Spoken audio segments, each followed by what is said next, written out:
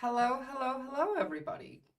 Good morning, and happy Friday to all my Aussies, and good evening and happy Thursday to my fellow Americans. Now, I have quite a few things that I've only just grabbed up this morning to talk about today. Um, but wow, am I glad that it's Friday? It has been a long week. You guys have no idea how much I wish I could just live stream every day and not also worry about trying to cut together videos for YouTube. Not that I don't like doing that as well. It's live streaming is just so much more fun and easier. I guess for me, easier, as in just because like I have to talk. All I do is I find the news and then I talk about it. Um, Whereas in the other way, I have to spend hours and hours and hours watching myself talk, which is much less fun than watching others talk, for one, but also, I don't know, anyone who's like made a video before knows the feeling of watching themselves and questioning their like every mannerism, their tone, what they're saying. Not that, I know I'm right with what I say. And if I'm not right, someone proved that to me, I would very much be open to that. Not that that's happened yet, but I don't know. It's just I don't question myself nearly as much when I'm live as I do when I'm watching playback of things that I had said before. Um, like when we were covering the debate, I was pretty confident in what I was saying about Kamala Harris. And I still am, because at the time I was looking into like I was thinking about what was being said from the perspective of a leftist, as well as trying to also see what would appeal to the average voter, the median voter. And it's difficult to switch between the two back and forth, as those are two very, very different levels of discourse. From my leftist perspective, Kamala Harris didn't really say much of anything um, useful, let alone meaningful. However, from the perspective of the average American, the median voter, who almost certainly didn't actually watch the debate, but only saw clips of it on social media, Kamala Harris won the clip war, blowout, absolutely. I mean, even conservatives are saying, well, most of them, the ones that aren't fully grifting towards the MAGA cult, have said so. I don't know if you guys saw Mike Johnson said that Donald Trump very clearly won that debate, which clearly shows the grifter in Mike Johnson. I cannot imagine the type of person you have to be to have watched that and to think that Donald Trump won,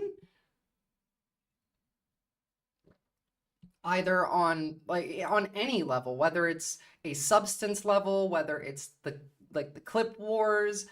In no way did he win.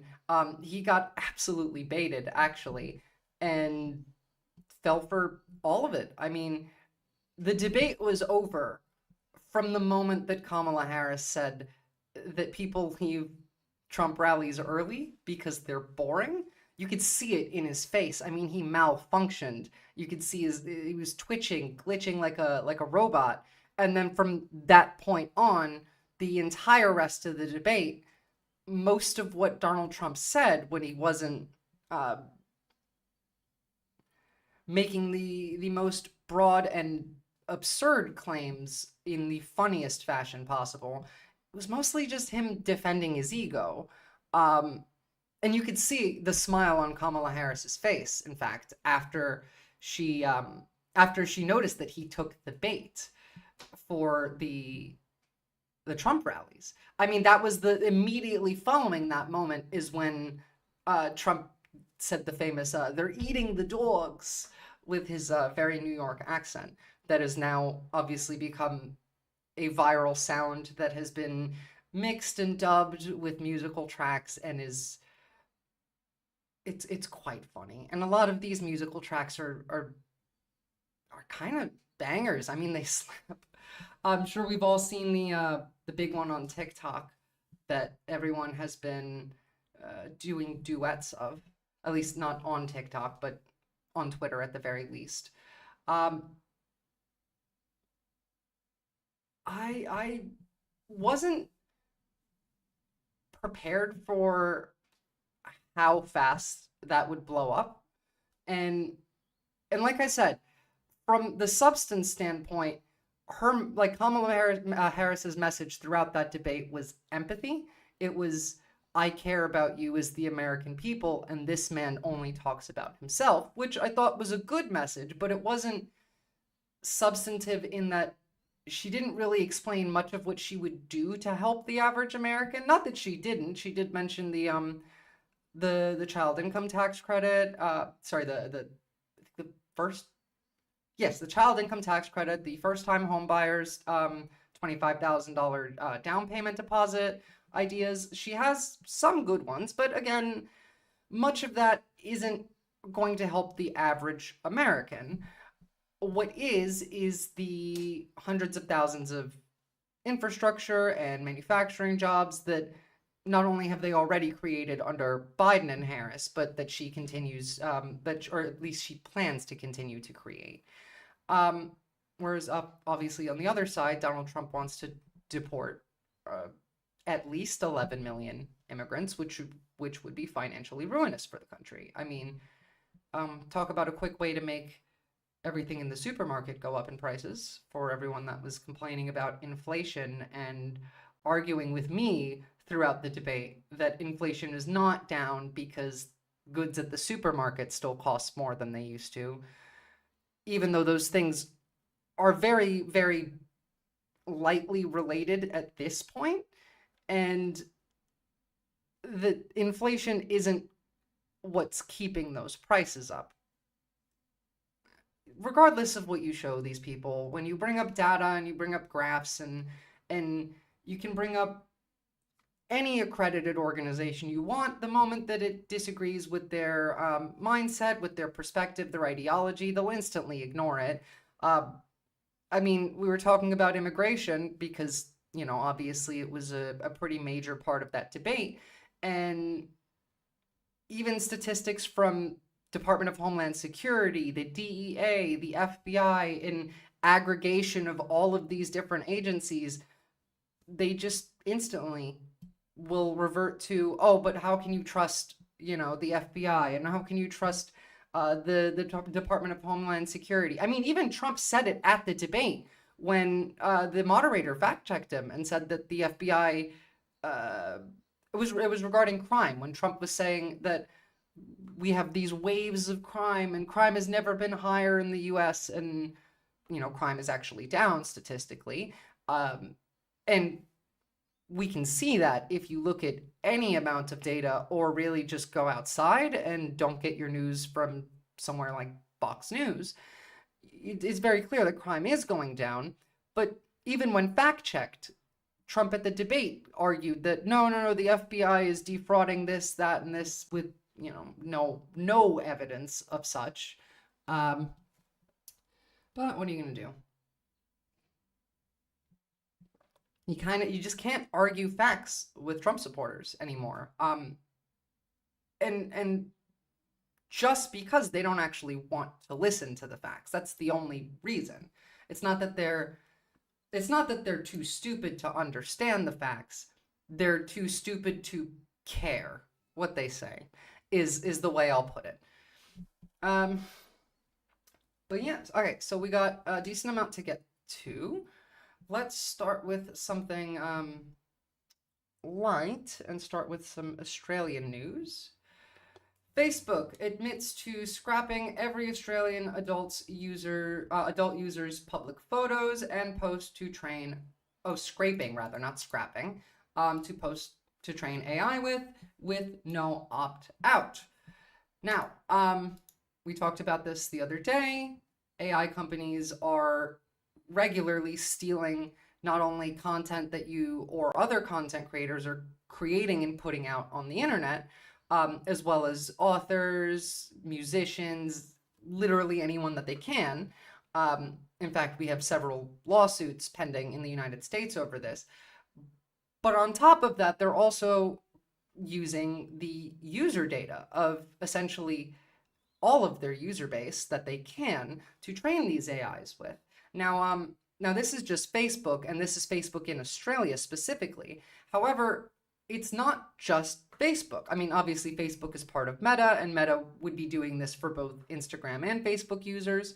And it's not just what you're posting. It's not just your public photos and the memes and the posts that you create. It's also what gets sold to marketing companies anyway. It's what you're more likely to buy. Those things are also getting fed into these AIs. They're creating profiles of what the average person spends time on social media is like to I mean, I'm not sure what these AI are really meant to accomplish. With Facebook's one particularly, I'm sure a lot of it is recommending posts and being able to interact with it like a chatbot. But I mean, just the idea of AI being trained on user information, not just creator information, I feel like is a really easy way to increase the amount of bots that pass as indistinguishable from human beings. Now, we see this all over Twitter already, but most social media sites don't generally like the presence of massive bot networks on their sites, as it does affect their revenue. The only reason Twitter does like it is because they would have no revenue if not for the bots. The bots being all over Twitter is what allows Elon Musk to charge the money that he does to advertisers. As if you took all of the bots out of the equation, the actual user base of Twitter would be, I mean, I can't guess a number, but significantly smaller than it is currently. Which is why there's a lot of effort put in to hide the bot problem on social networks like Twitter. However, places like Facebook, where they actually do get ad revenue because people aren't afraid to, or rather companies aren't afraid to advertise on these sites for fear of their post for, I don't know, a chocolate bar showing up next to Nazi propaganda. And so an increase in bots on a site like Facebook would result in their advertisers wanting to pay less for the slots that they use to advertise with. I I don't really see how this can lead to anything other than an increase in bots. But let's take a look and see what their claims are. And again, this is without even going into the user privacy and the morals and ethics of something like this, which, we'll go into after. But I did just want to acknowledge that I genuinely, as hard as I've tried, cannot think of why this would be beneficial to the overall site's health. Not that these people care. Of course, these are corporations. All they care about is making further profit. But you'd think that the two of these would be connected somehow. But AI-related tech has never, ever, ever, ever been about the long-term longevity of such tech or the possible effects that it could have on humanity, on society. It's always just been about how do we siphon more money out of the general public. The truth of the matter is that unless you consciously had set those posts to private since 2007... Oh, wow. They're going back all the way to 2007. I didn't actually read the article because it only recently popped up for me, and I wanted to cover this with you guys, so I'm learning with you. Meta has just decided that you will scrape all of the photos and all of the text from every public post on Instagram or Facebook that Australians have shared since 2007, unless there was a conscious decision to set them on private. But that's actually the reality, isn't it? It is. And it's not just Facebook and Instagram that Meta owns, remember. I mean, they also own WhatsApp. Now, that would be a bit of a further line in the sand to go that far, as this isn't just WhatsApp isn't like Facebook or Instagram in that it's like a social media platform where you post regularly. It's not that you can't, because you can, and that part of it does exist as well. But there's also the personal phone calls and text messages of people that rely on an app like WhatsApp for their main methods of communication. And also there's places like Threads.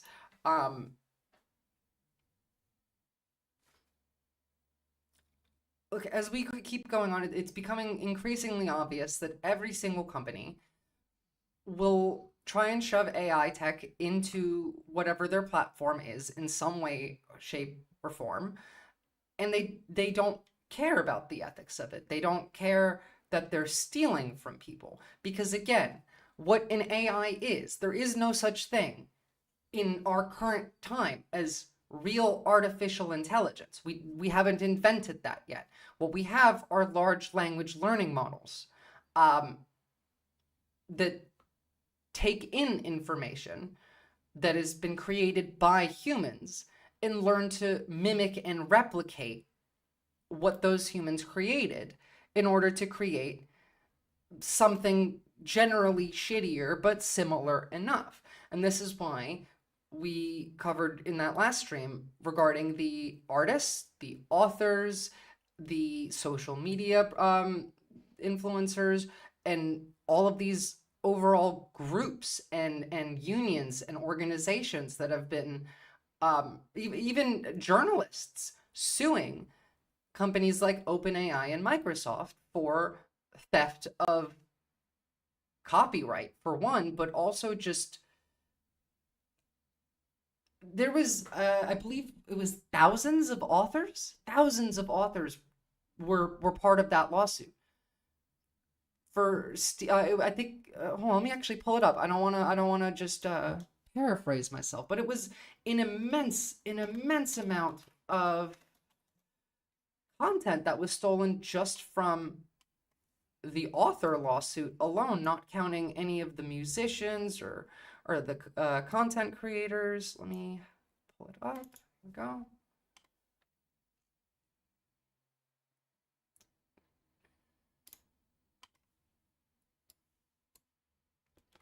This was the Authors Guild versus OpenAI.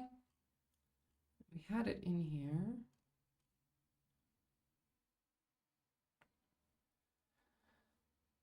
Yeah. So defendants' models were, quote, trained in defendants' parlance by reproducing a massive corpus of copyrighted material, including, upon information and belief, tens or hundreds of thousands of fiction and nonfiction books. It wasn't even pages. It was tens or hundreds of thousands of books. And I said this last time. Do you know how long it takes to write a book? One of those authors is George R.R. Martin, the man who is famous for taking 13 years to write his most recent book in his main series, A Song of Ice and Fire. It's been 13 years this guy has been trying to write A Winds of Winter for, but every other book that he's written was stolen and used to teach an AI how to write. It took 11 years for him to write A Dance with Dragons. 11 years of work just stolen like that and uploaded onto this large language model with no consent, no copyright, no payment, no reimbursement. And that's just one author. That's just one series of books we're talking about here out of potentially tens to hundreds of thousands in one industry. And this is much the same in that they will steal from you because they can until somebody stops them. Correct. We use data that well, people that's have. Let's just It's rehear that Instagram or again. Facebook that Australians have shared since 2007, unless there was a conscious decision to set them on private. But that's actually the reality, isn't it? Correct. We use data that well, people have expressed in thanks for the public. answer to that. That is correct, and Senator Shoebridge has rightly raised that point. I mean, yeah, I think that's pretty bad. I think that not only should this be illegal, but we shouldn't do this even if it is legal. And that if we really, really, really need to have this technology, which I don't believe we do, and nobody has been able to show me any evidence that we do, they should be paying people for the information that they're using to train this stuff on.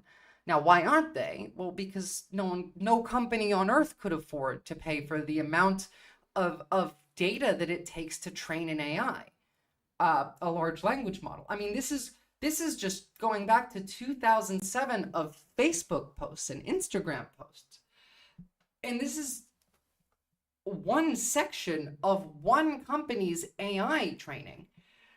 They couldn't afford it, and that's why they resort to stealing. Facebook has admitted that it scrapes the public photos, posts, and other data of Australian adult users to train its AI models and provides no opt-out option, which also, I guess, at the very least should exist, even though it allows people in the European Union to refuse consent. Now, the reason it allows people in the European Union to refuse consent for this is because that there's actually laws in the EU around it. They're not allowed to do so without consent. Not that, I mean, I'm sure there are laws against it here, just as there are in the United States, but they're not following them. I mean, they're not following them in the US because it's literally cheaper to pay a lawsuit than to not. In the UK, in the EU, likely they tend to have heavier hand in regulating tech industries. I mean, we just saw Apple now has to use USB-C in all of their new products because it was found to what did I can't remember exactly what the EU found, but it was a burden or a monopoly or something like that. I don't really even care about that particular thing in general, but I am very much in favor of regulating industries, specifically the tech industry. They are one of the least regulated industries of our time, partially because a lot of this stuff is new. And God, do I really have to take my glasses off? I guess I do.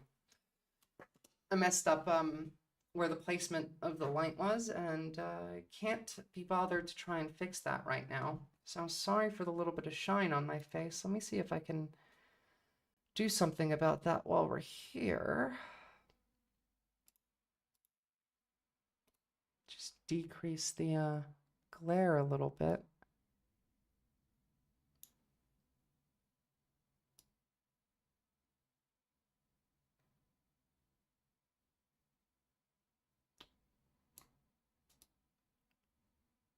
No, it's not doing it. Oh, it's the white balance. That's what I need.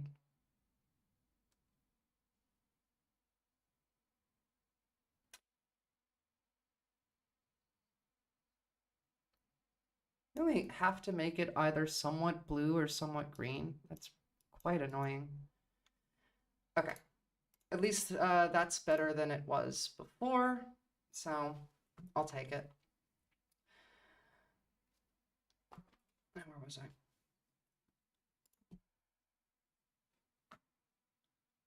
Yeah, so not only is this quite bad for the average person in Australia who now has the precedent of Facebook doing this, which is going to lead to many other corporations doing this, as we've seen with AI tech in general.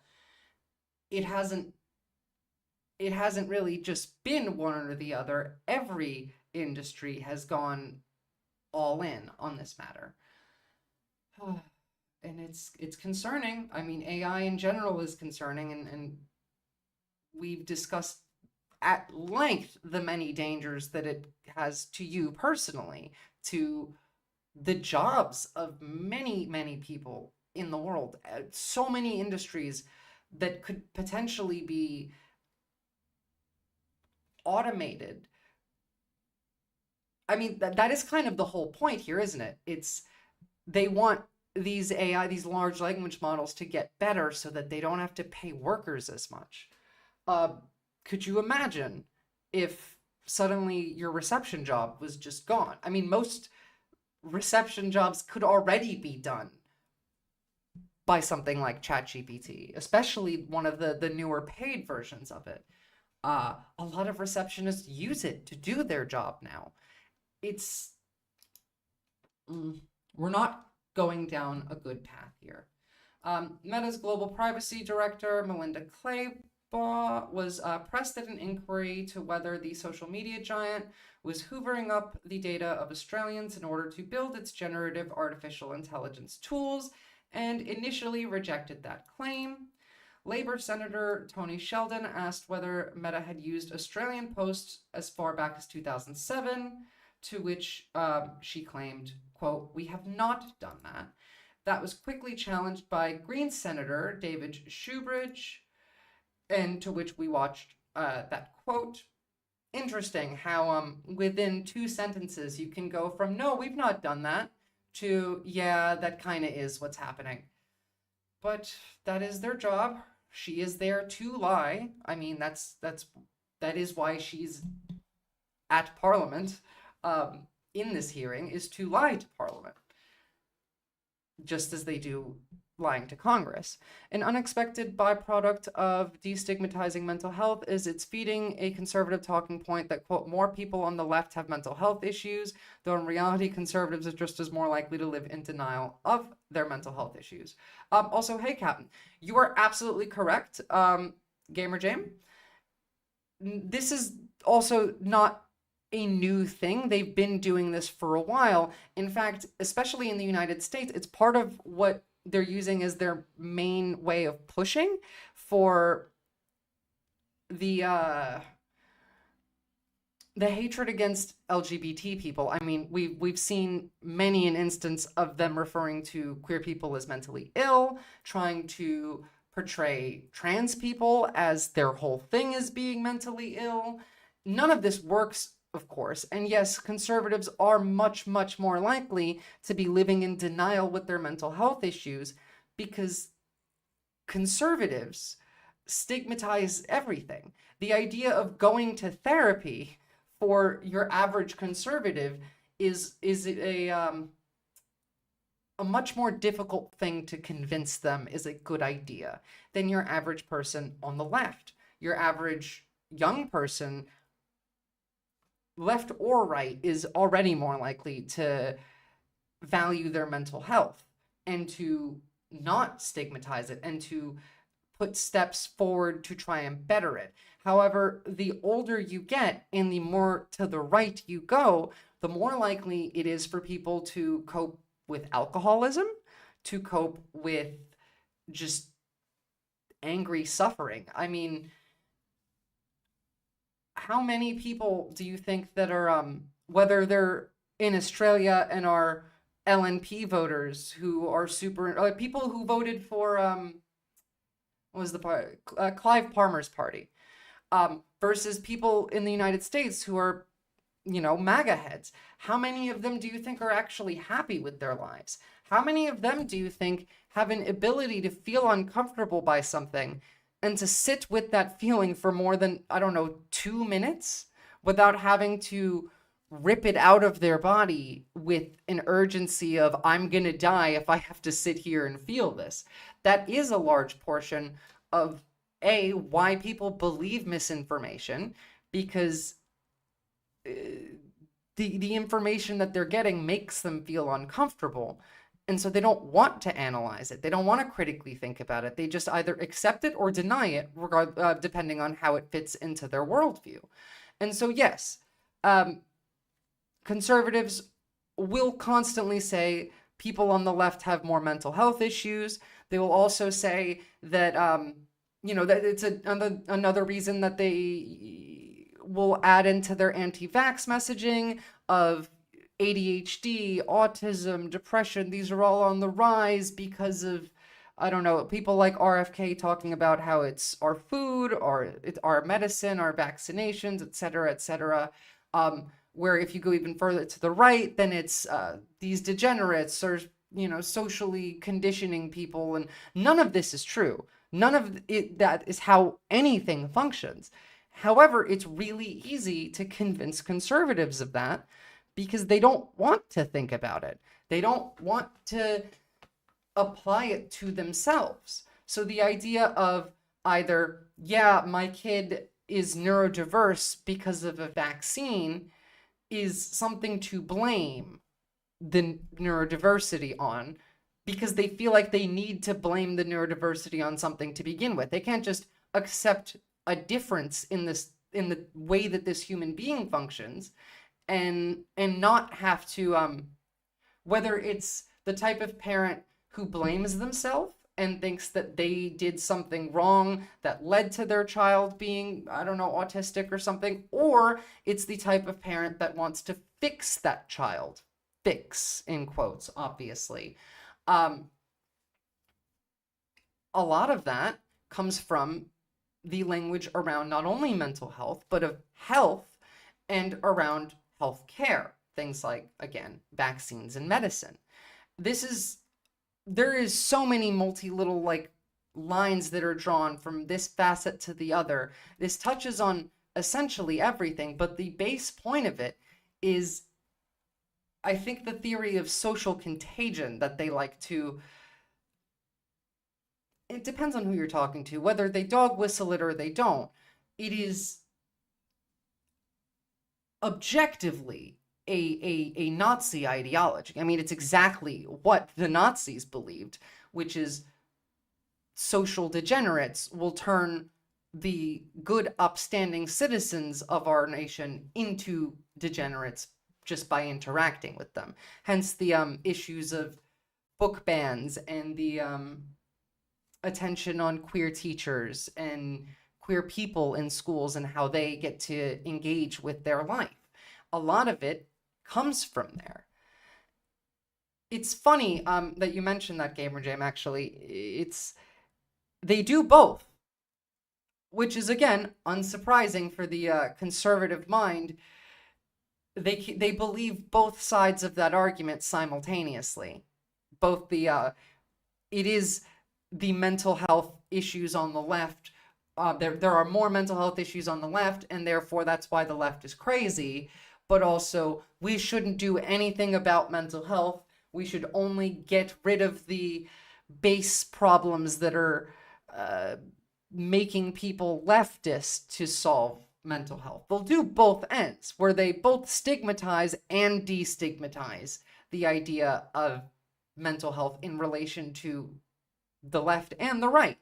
They flip-flop all the time on literally everything. I mean, most of these people don't even have a position that they hold that you can't change. And that's the thing that frustrates me the most, honestly, is I can deal with someone who believes abhorrent shit as long as they believe it and they engage authentically in a way where they're not constantly changing or trying to hide what they believe. But none of them believe anything anymore. My health would improve dramatically if I was getting a living wage. I agree.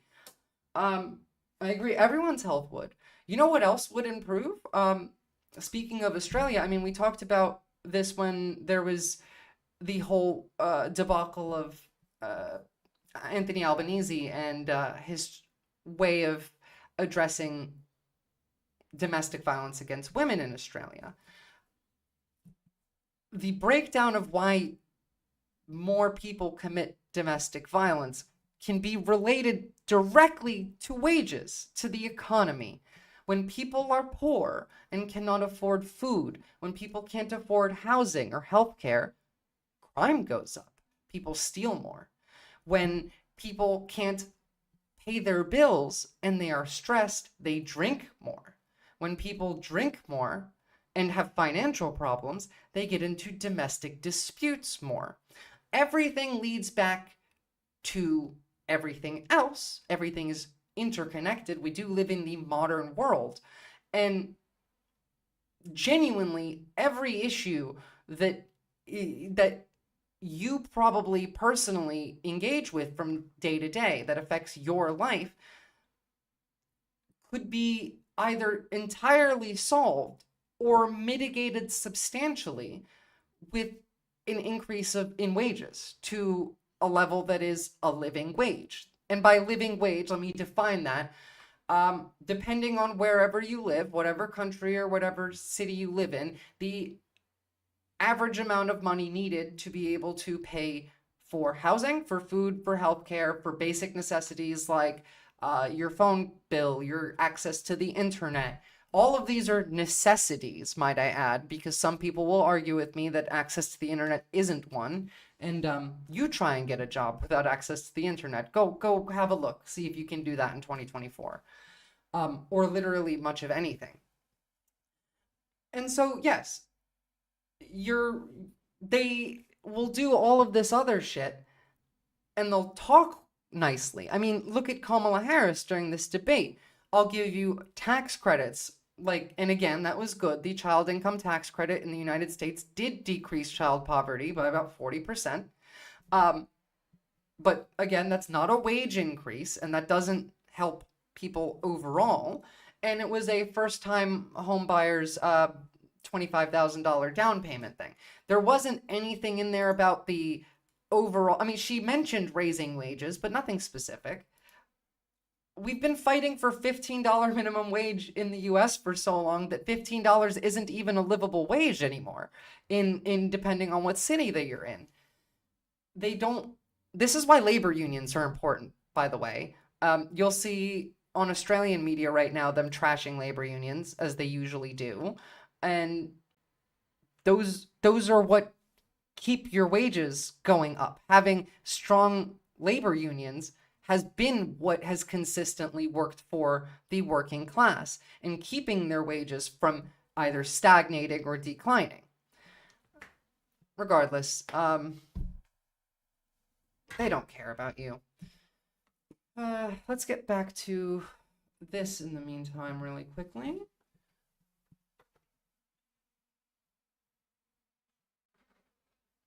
Sorry, it's still winter, so I gotta turn my heater up. So in June, Meta notified users in the European Union and the United States that it would use their data to train its generative AI products, such as Meta AI, unless users opted out. Now, Ms. Kleba admitted to the inquiry that those opt-out options were not offered to Australians. To live comfortably anywhere in the world, you need to make double whatever the minimum wage is in that given country. That's probably a pretty good rule of thumb, Los Federales. I wouldn't disagree. It depends on where you live as well, though. I mean, if we're thinking about somewhere like the US again, the minimum wage required to live comfortably in rural Kansas is not the same minimum wage that would be required to live comfortably in New York City, for example.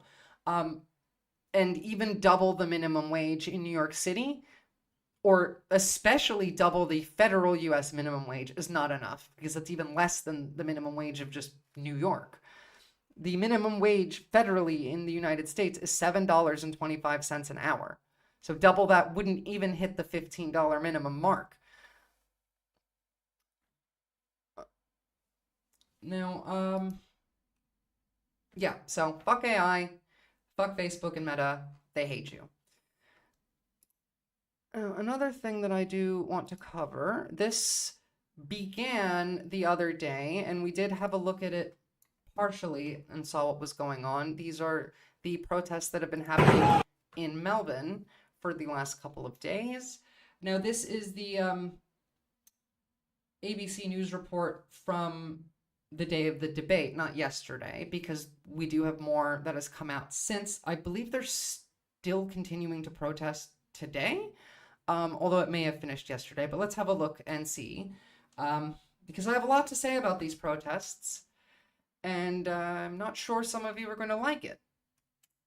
There have been clashes between police and protesters in Melbourne CBD as anti-war demonstrators seek to blockade the Land Forces weapons expedition. Now, our reporter Steph Ferrier is there and joins us now. Now, before we get into this again, let me just explain to anyone who didn't see before, the Land Forces something expo. Yeah, and joins us now. The Land Steph, Forces Weapons Exposition is a weapons expo, obviously, as you can tell by the name, in which contractors, manufacturers of weaponry have been. These expos are where they gather and they essentially try and advertise to whether it's private militaries, police forces, states, whatnot, buy our weapons. They're good is the essential point of this. Happening at the moment. Good morning, Gemma. Well, dare I say it, it's a little bit quieter and calmer here at the moment. You can hear just a few of these protesters that are remaining here with a police line. Now, remember, this is after the initial first wave of the protests where a lot of the violence was reported in. Got a lot of different images and videos from Twitter to have a deeper dive into that. But I did just want to start off with what different forms of mainstream media in Australia are covering this as. And again, this is the ABC, so. Because this is the entrance for some of the delegates that are coming in to Land Forces Expo. And of course, what we did see earlier on was some much more volatile scenes. Probably just under an hour ago, that's when we saw all of the police that were along a very big barricade that's actually... Captain, by the way, I disagree with you. I think pretty much everywhere in the world is dealing with very similar issues, especially in regards to wage and cost of living. It is a global crisis after all. Some places may be better off than others, but overall, I think the average human, the working class worldwide is on the decline with standard of living. It doesn't matter where you are. The rich fuck you over no matter what. Actually blocking off trams and traffic for Clarendon Street outside the Melbourne Exhibition and Convention Centre. They jumped that barricade and then pushed all of the protesters that had been congregating here back. Capsicum spray was used against people who were desisting that movement. And holy shit. Okay, that is impressive. To just get hit in the face like that and then... Capsicum spray was used against people who were desisting that movement. And he gets hit in the face with pepper spray. He's like, all right, come at me. I mean, you think this is going to stop me? That's impressive to be able to tank that like that. Really loud. This man is a berserker. It's going to turn into a bear or something. Booms. So these were a series of booms that obviously must have been deployed by the police to assist them in dispersing that crowd. Now, again, we're not going to hear rhetoric from any of the mainstream media that is kind to these protesters in any way. Obviously, this has been a violent protest, and whenever that happens, especially pro-Palestine protests, because this is one, this is a anti-selling weapons to Israel protest, the protesters are going to be portrayed in a negative light regardless, even if there isn't violence. Also, yes, this is what happens when you don't sufficiently tax rich people. Reports from most of the actual protesters, as well as on social media, claim that it was the police that started the violence. It does tend to be that way in protests like this. Historically, police are the ones that begin the violence, whether it's by macing or pepper spraying somebody. But this wasn't a one-sided protest in which violence was occurring. There was definitely violence from the protesters directed at the police as well, and we have evidence of that. Who started it is really the big question, but regardless of who started it, the police are obviously going to be portrayed better in the media, especially by Australian media. I mean, the ABC, this is the most left-wing you're going to get with this coverage, and even this, I mean, they're not going to be nice to these protesters. Now, as they tackled some of these people to the ground that were resisting arrest, they were obviously pulling some of those protesters away. They all got moved further up all the way over the bridge, and we know that we've seen, here come some of the police horses behind me at the moment. They're just returning back because they've obviously been moved back around that area, and then I really think that it is insane to bring mounted police into a protest like this. There are fires being lit. There's people screaming. These horses are probably already terrified. And again, horses are big animals. They are strong. One kick from one of these horses could kill any of these people. And the idea of bringing this many mounted cops into a protest, I mean, look at it. Look at what we've seen already. This is not the area that you bring mounted police into. This makes it more dangerous for literally everybody involved, both the protesters and the police. Captain, you're absolutely right. The working class has been systematically weakened for decades now, and power has continued to be consolidated in that of the rich. Remember that it wasn't all that long ago where rich people in the United States paid a tax rate of over 60% of their income. And now the absolute highest tax rate is, I think, 37 for the United States. It used to be during the New Deal era that you were getting most of your income, like the vast majority. If you were in the top tax rate, it was like 90 something percent was the corporate tax rate back then. And all of that money, once taken from the rich, once taxed from these corporations, would get spent on social programs. That is how we became a superpower, the United States, is we took that money from the rich and we spent it on the middle class. We grew the middle class. We spent that money building infrastructure. We made jobs with that money.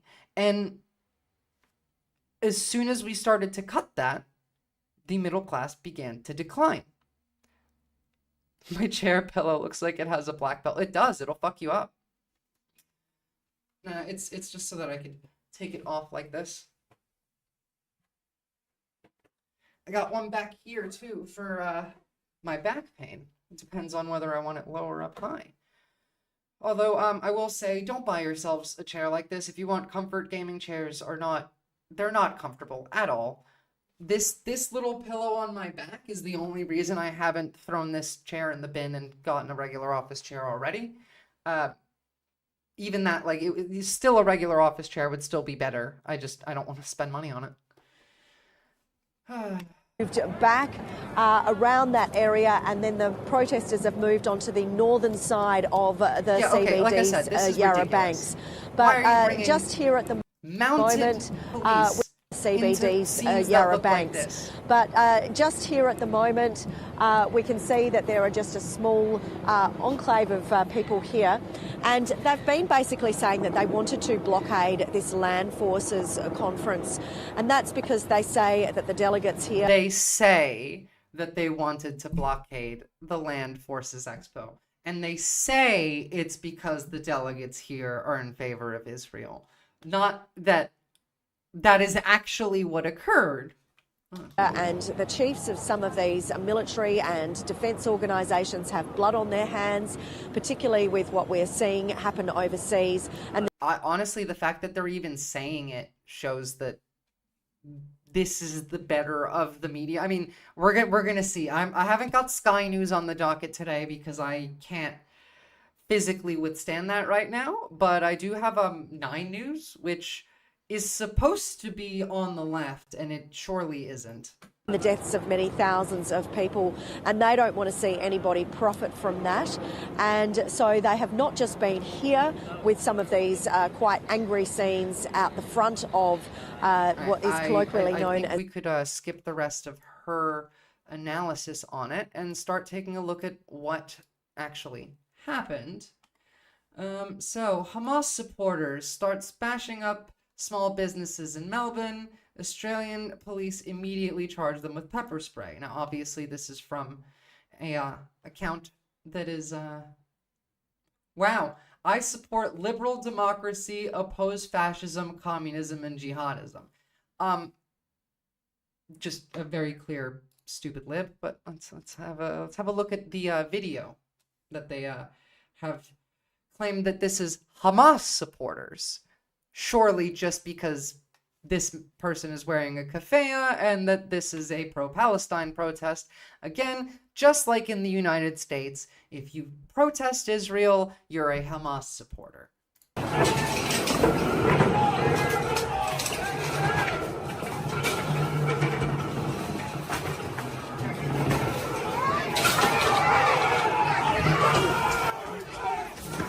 Jesus Christ. All right, that is far too aggressive from the police. What is happening here is... Oh, yeah, wow. Good morning to ya. Thanks, Captain. No, that's okay. I do streams on different times anyway. I think my Friday ones are probably going to be the most difficult for you because Monday and Wednesday, it's usually timed better for your time zone because you're in Europe's time zone, rather. I don't know. Doesn't matter. You can make it when you make it. If not, these vids are always up on YouTube, like the VODs at the very least, and Twitch. I do need to get better at cutting these up and posting actual videos, but guys, like it's... You have no idea how time consuming it is to watch 5 hours of myself talking and then cut it into clips to post. The thumbnail making, I wish I could just do this and just do this every day. I really would. I will eventually get to streaming every day. But there are some videos that I do need to put out anyway. But regardless, the stream will always be on YouTube and on Twitch. Now, again, let's just have a look at this because what this description of what happened here does not show you is the context. Now, yes, in the very beginning, for a second, it does look like they're just kind of tossing stuff. But look at how they're laying things out. This is that they're attempting to barricade this entryway. It's not... This isn't just trashing a store or a restaurant for no reason. This is strategic by said protesters. And when the police respond, they respond... I mean, tell me that... Let's watch this again and tell me this doesn't look like a horde, like medieval warfare. Like these are men charging swords in hand with a battle cry. Like, look at the police here.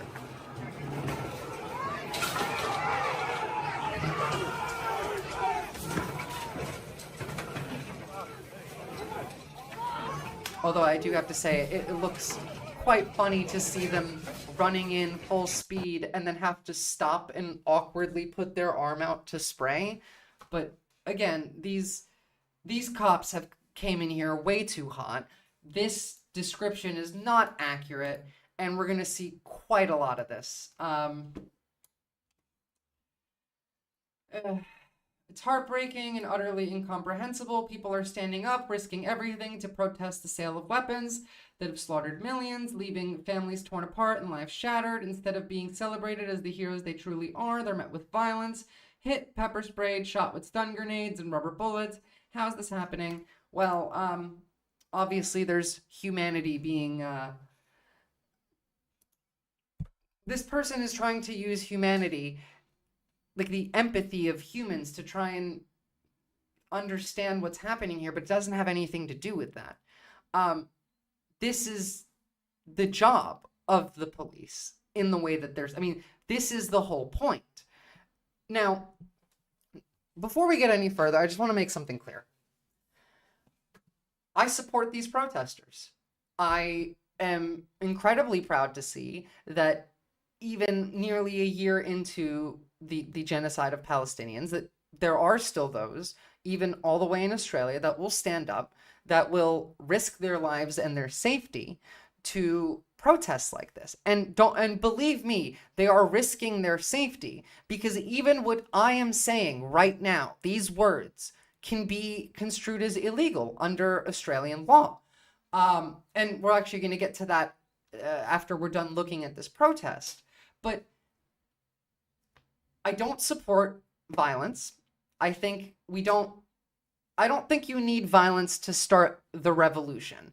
I think that all of this can be achieved peacefully. However, I do think protests like this are at their most effective when the police are being violent against the protesters, when they're being cracked down on.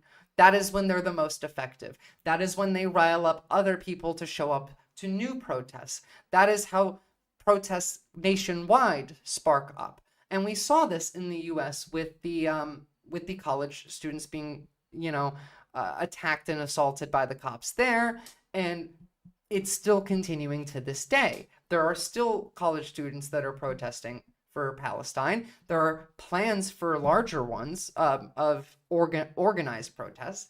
And now, throughout this protest, we'll see images and videos of the protesters attacking the police back.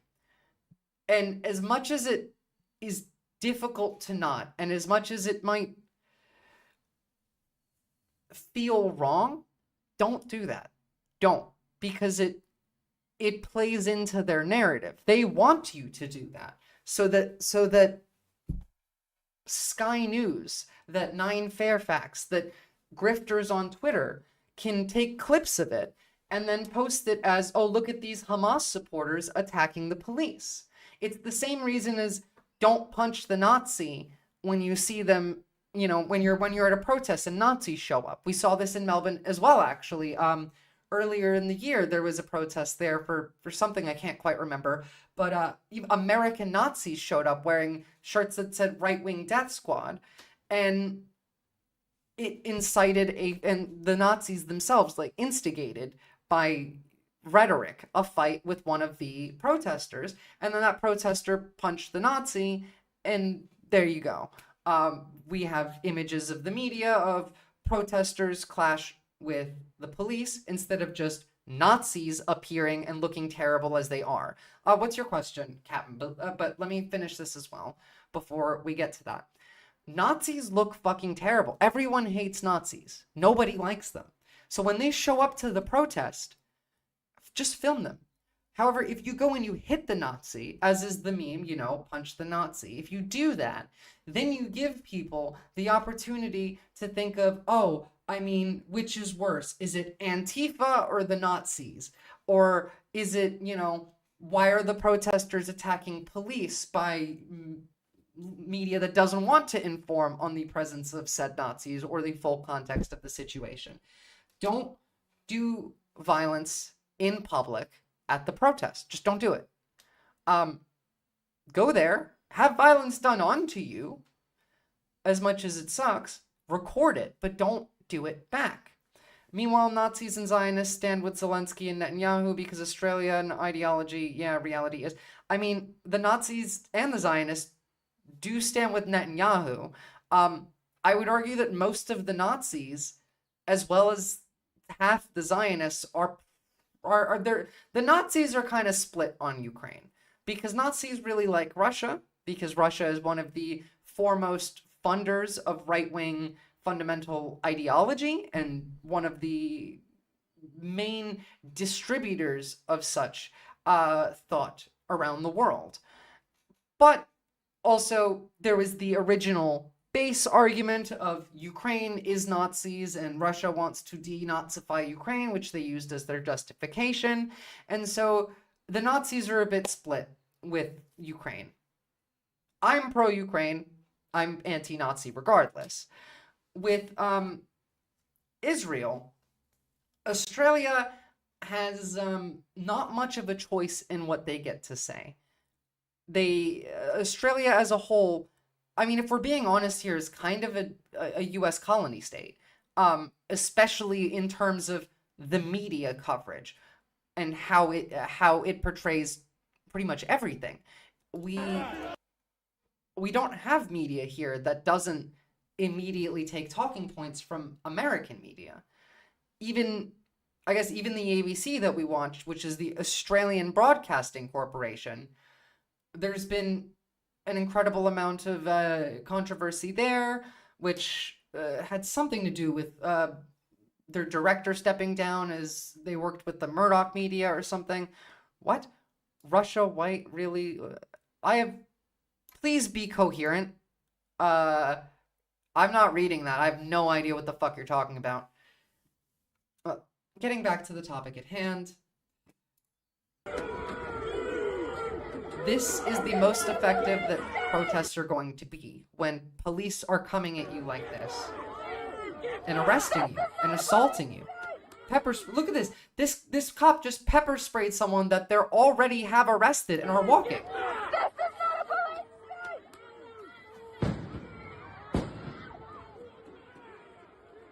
I mean, it sure does look like the police state at this point in time, at the very least. And again, they're bringing mounted officers into this. Does this look like the place where a horse is appropriate? Jesus. Flashbangs. I mean, they're using everything they got. And unfortunately, that led to these protests getting even larger with people who wanted to fight back. At this point in time, honestly, it's about 50-50 on whether this looks good or bad in the media, on to which side. It has become essentially irrelevant by the protesters fighting back against the police, because had the police just assaulted them and they not fought back, I mean, the media still would have tried to spin it, but, you know. I don't know. I support each and every one of these protesters, but I don't support violence. And I don't support the police, because in nearly every case that I've seen, and in nearly every single one of these clips that we're going to watch, it is the police that are instigating violence against people that have not done anything.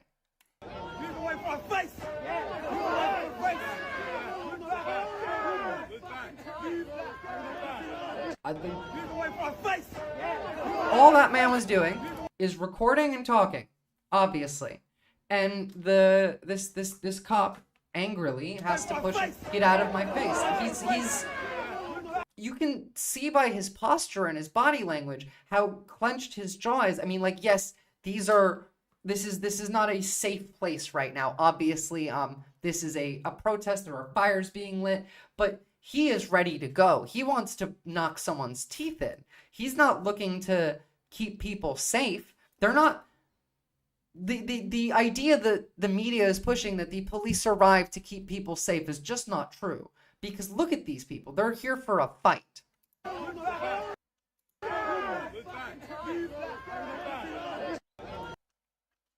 He is a high school bully. That man almost certainly was a high school bully. And honestly, probably has a lot of insecurity. He's probably an incel. I'm gonna make that call based on no assumption, with no information other than, I don't know, my reading of his body language. People like that should be relieved of their duties. This is not appropriate behavior for a cop, and we're gonna see quite a lot of that. However, again, the police are not going to be seen as the bad guys here by any of the media, and by extension, the average Australian, because the average Australian does get their news from mainstream media, and most of mainstream media is the Murdoch media. It's Fox News, essentially. Now, let's see what's happening inside.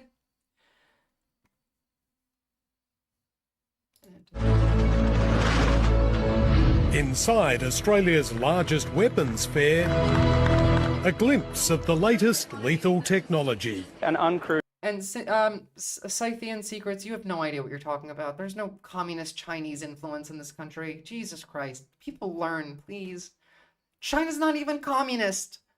They're not even they just call themselves the Chinese Communist Party. China hasn't been communist in decades. They have a market economy. Vehicle Come meant on. to take soldiers away from the dirty, dull and dangerous. Hundreds of defence firms Wait. What did you just a say? glimpse of the latest lethal technology. An uncrewed ground vehicle meant to take soldiers away from the dirty, dull and dangerous. Hundreds of defence firms are showing off their wares at this year's International Land Forces exhibition.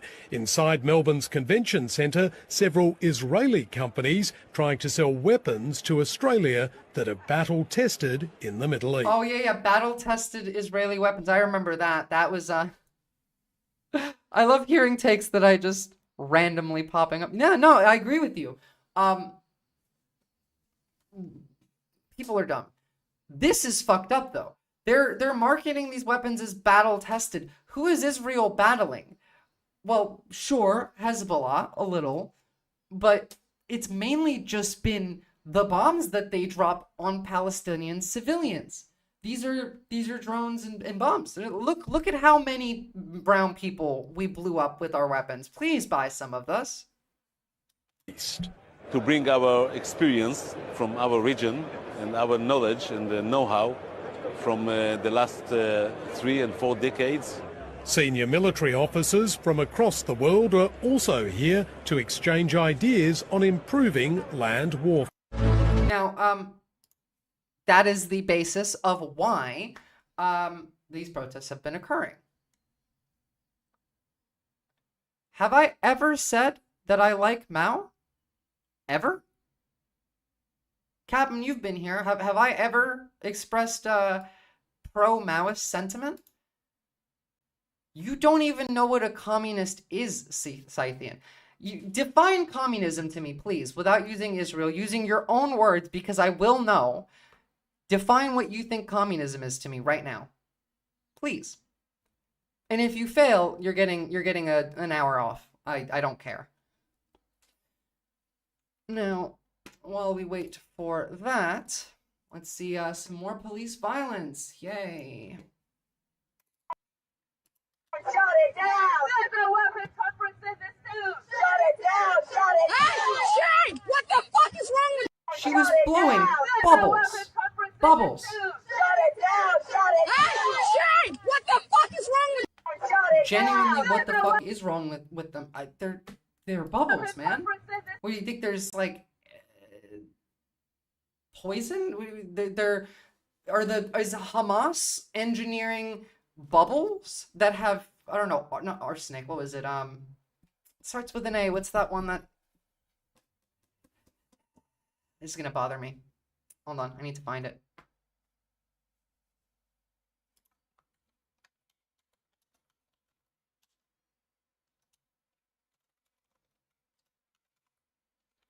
It's not going to be funny now. Whatever. What do you think that they're doing? You think that they're injecting these bubbles with like poison gas? No. Well, I mean, yes, that is assault. I was trying to think of it's like a powder. It's been on the news before where people like mail it in envelopes to political officials' offices. It's used in TV all the time. It's like a really, if you open it and like inhale the dust, you're gonna die. What was it? Anthrax. That's the word I'm looking for. Do you really think that there's anthrax in these like bubbles or something? I never said I like. Oh, you know what? You didn't listen to me, and you're fighting against an imaginary version of me in your head that doesn't exist, that is saying things that I'm not saying. So you need some time off. Come back when you're gonna actually engage with me and listen to the words that I say. Regardless. So yeah, again, another officer that should be relieved of their post, but won't be. Now, this, funny enough, found her. This is an Australian nationalist. First of all, what the fuck are you doing being a nationalist in Australia? Like, genuinely, how are you getting to this point in your like ideology that in Australia that you're going, I'm gonna go full nationalism? Yeah, no, okay, Captain, you're right. True communism has never existed.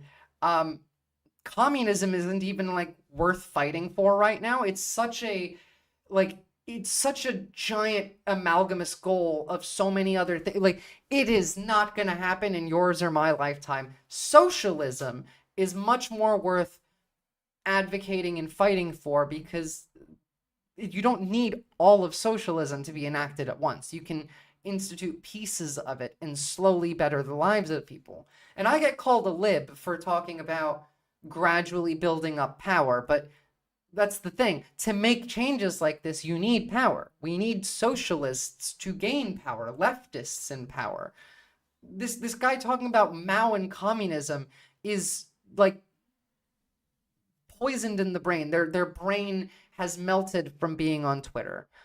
Yes, you can tell me what socialism is to you, but I am still going to continue with the segment in the meantime. Now, first of all, horrific post from this person, referring to the quote Persian cosplayer that she's also calling an Iraqi somehow. I don't know. Look, it's just they're to going this side. to No one use can get anything that they can to smear the protest. over to the city. No one can get over to the other side towards Geelong. No one can get anywhere. Traffic is at a standstill. We've still got all of these protesters here. We don't know how long.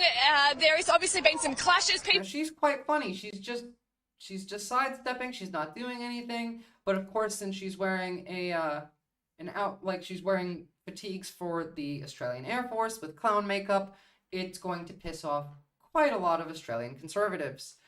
People like this who will just say racist shit in response.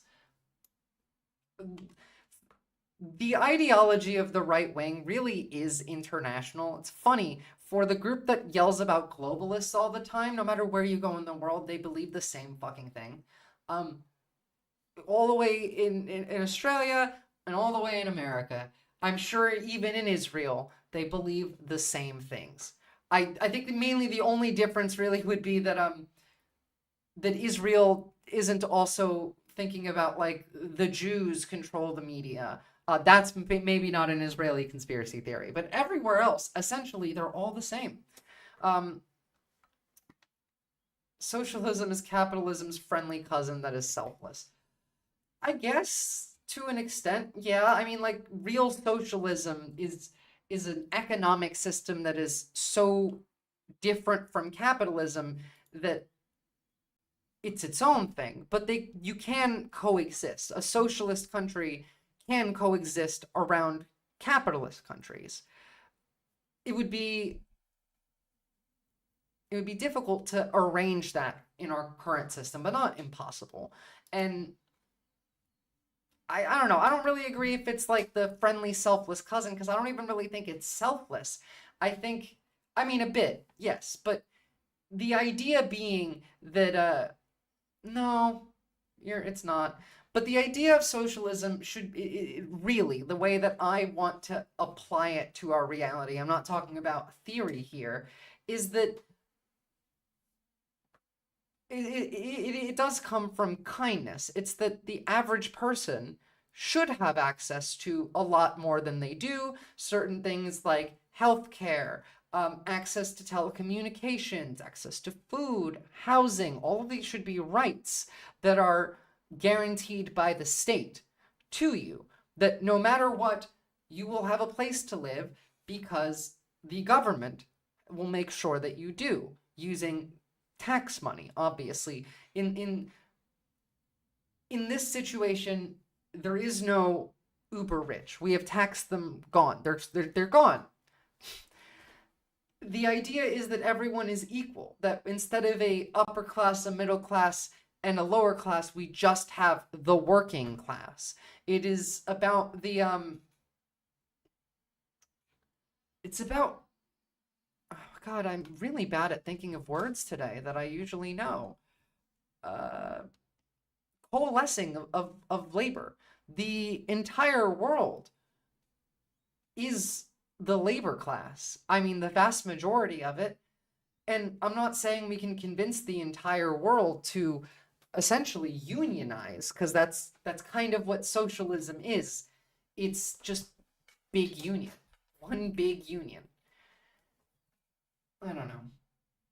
People that think that this would be bad for them, I cannot understand how they get to that point. Either they're incredibly rich, and sure, yes, it would harm them, and that's fine, I don't care. But the people that aren't, they just, their brains have been seeping, they're marinating in this rhetoric of socialism and Marxism is evil, that they will often deny the absolute truth that they would normally agree with. It's how you phrase these things. Yes, we're talking about economic socialism, not socially. And also, socialism is a method of organizing economics. It's not a social policy. Really, if I was to give my entire ideology, like the way that I would have to phrase it, is a libertarian socialist, and libertarian in the classical libertarian sense, when it was originally used as as someone, who cares about the rights of people in like the context of socialism and labor and personal rights. Whereas now libertarian now is more commonly used to refer to rich people who don't want to pay taxes, Republicans basically who aren't full MAGA, that have moved to people that just want a bunch of guns and don't want to pay taxes. That's what libertarians are now. But classically, the libertarian socialism that I employ is financially socialism and social policy wise libertarian, in that the government should leave you alone and cannot control your life. You can't hurt other people, obviously. You can't, but mostly freedom and liberty. Do you prefer to split social and economic policies, or are you of the opinion that those two? I think that it depends on the policy. I think having a unilateral outline to start off with, and then getting into specifics for each, and then applying them in a way that combines the two in the end, is probably the best way to go about it.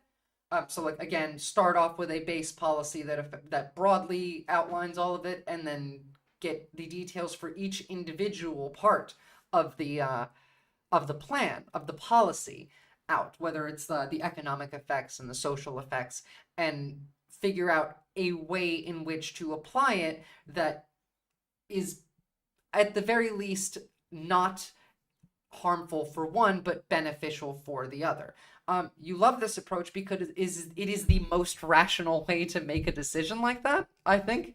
It's research based. I mean, critical thinking is the key here, and that's what people that come into, it's not radical. Exactly. It is the opposite of radical. People like me get called radical for this, but it's just common sense. It's critical analysis. It's think about things. Let's have some experts come together and let's have a conversation and see what comes out of it. What does the data say? I don't know. It is, what actually happened? It is radical. It's radical now to believe in data, to believe in science. That's what's become radical. Let's finish up with these pictures of the protest. It's been pretty bad.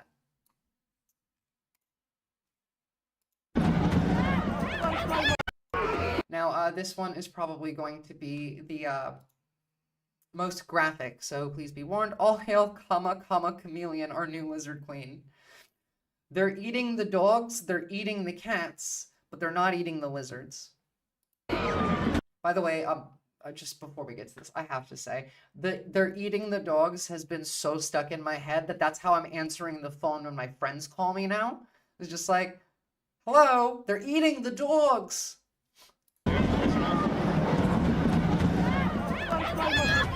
Again, look, another cop that needs to lose their job. First off, again, why the fuck are you on horses when there's fires and flashbangs being lit off? This is an easy way to accidentally kill a protester, and this is just being a dick.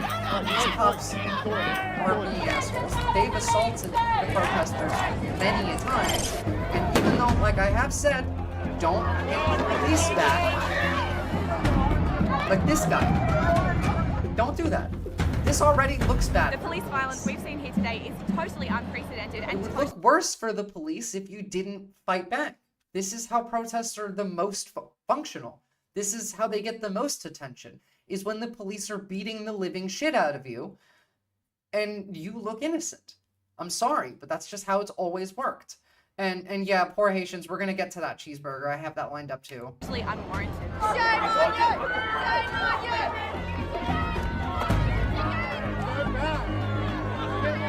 Now, of course, this all started because they wanted to block attendees from getting into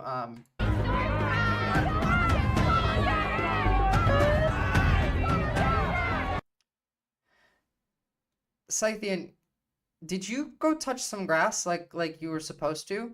Because you're talking about Stalin and Hitler and like what? What you're saying makes literally no sense. I can't make sense of it. You're not coherent. I mean, I know what you're saying is wrong off the bat. I don't actually need to know what you mean by that to know that you are wrong on instantly every single level. But I can't even read what you're saying, man. Take a second, take a deep breath. Breathe, go touch some grass. Maybe write it down like on paper first. Try and get your point together. And if you want to make a point, make a point. But it has to make sense. We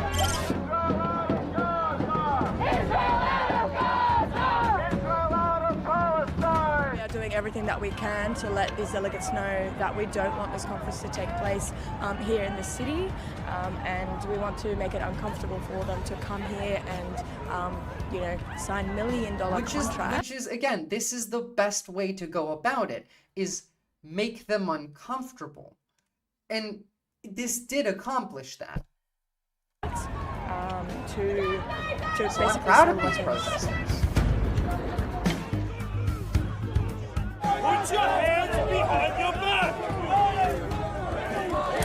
I want to say how appalled I am at the conduct of a large amount of the protest. I want to say how appalled I am at the conduct of the large amount of police officers that we've witnessed assaulting protesters that were not doing anything wrong or being violent. They come here to protest against anti-war, so presumably anti-violence.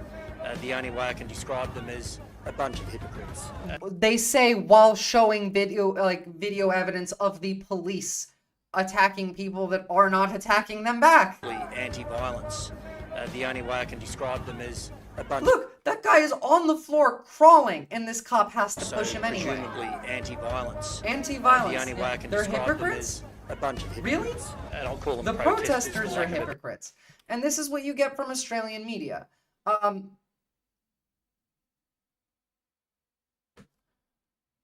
Look, Milo Yiannopoulos is a Nazi. He's an actual Nazi. And denying him entry into Australia due to a security risk, I'm a little on that. So actually, the good segue into the segment that I want to do regarding this. Let me just open it. And we're still going to watch the 9 News coverage of what's going on. Police are bracing for more violence on the streets of Melbourne this morning after... Before that, I just want to point out, in Australia, we have something called the Racial Discrimination Act, 18C. Actually, hold on, this might be just an easier link here to read. Now, under Australian law, it is unlawful to do an act in public if the act is reasonably likely to offend, insult, humiliate, or intimidate a person or group of people, and the act is done because of the race, color, nationality, or ethnic group of the person of the other group. Essentially, this is to say you can't be openly racist, you can't... It's a discrimination protection bill. However, this is being utilized by those in Australia, specifically lawyers and they're privately funded organizations. I don't want to say their name, but let's just say they have a real close connection to Israel, and they've been going after not only government officials, but also those that are just on social media, influencers in Australia, on the claim that being anti-Zionist is anti-Semitism and therefore should be illegal under Section 18C of the Racial Discrimination Act. This is an incredibly dangerous precedent. But the reason I bring this up is many of these protesters could likely face charges because of this, because there are pro-Israel, pro-Zionist groups lobbying in Australia, specifically lobbying like police not just police, but politicians, police, media, all of it. They're lobbying to make the idea of criticizing Israel be equivalent to that of a hate crime. And this is also being done in the United States as well. Now, yes, I agree with you that Milo is a terrible person. I don't think he poses a greater risk than this event being held. I don't agree with laws that limit speech. I don't like, even if this was done well, a racial discrimination law like this, I don't think that it should be illegal to say these things. I just think you're an asshole if you do. I literally said that that is true. I mean, sorry, untrue. That the Jews don't control everything. I said that you're pulling like what I said such out of context. What I said is that we were talking about conspiracy theories worldwide and how the right is pretty much all the same. And I made the joke that Israel probably doesn't have the conspiracy theory that the Jews control 100% of the media like we do in America and we do in Australia. We have that conspiracy theory, or right-wing crazy nut jobs like you believe that. I made the joke that they probably don't have that in Israel. And you're taking what I've said so out of context and still not making any sense. Are you like 12 years old? Do you know how to type? Do you know how to like speak English? Is this your second language? Spreche Sie Deutsch? Türkçe biliyor musun? Do you want to try a different language? Because you're not... I don't know what else to say to you because I don't understand you. I just know that you're probably like a troll. And you're wrong, regardless. What I can figure out at the very least, you're just so stupid. Just genuinely stupid. This, I believe, is wrong. I don't think laws like this are helpful. I don't think limiting speech is useful. Even if it's hate speech, even if it's bad to say, evidently laws like this get misused eventually. I prefer my good old-fashioned American free speech. Thank you very much. Unfortunately, don't have the luxury of that. And it genuinely produces fear. I mean, just talking about this could be, under that law, argued to be racial discrimination. Obviously, none of what I'm saying is racial discrimination, but they can argue that.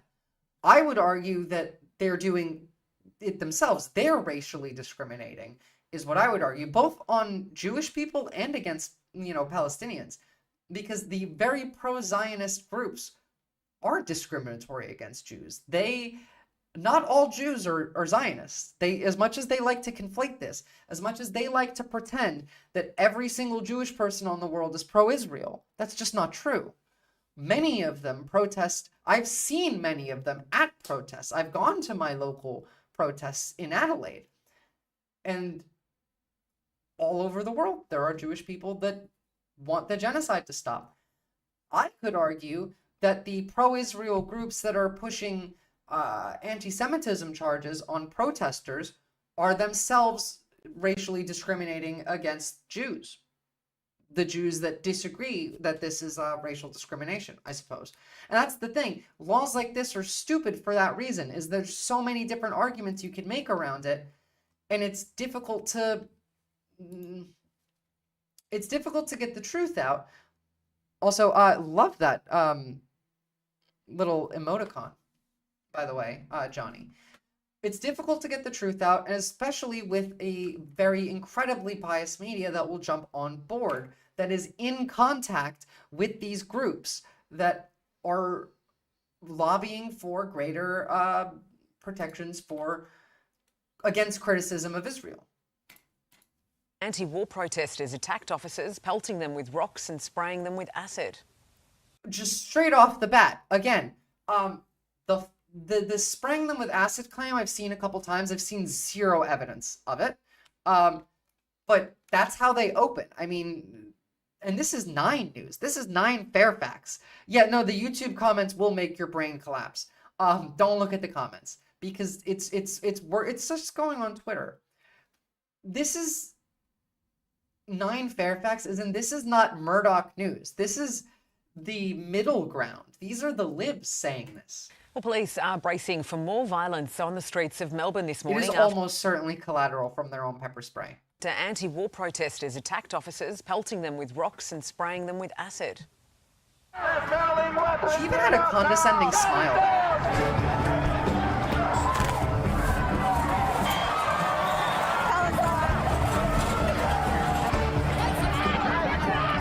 There's blood on all of your hands! For more, we are joined live now from Melbourne by Victoria Police Association Chief Wayne Gatt. I mean, Wayne, even in the footage that they show, I still saw more police committing unwarranted violence than the opposite in their curated clips. For your time.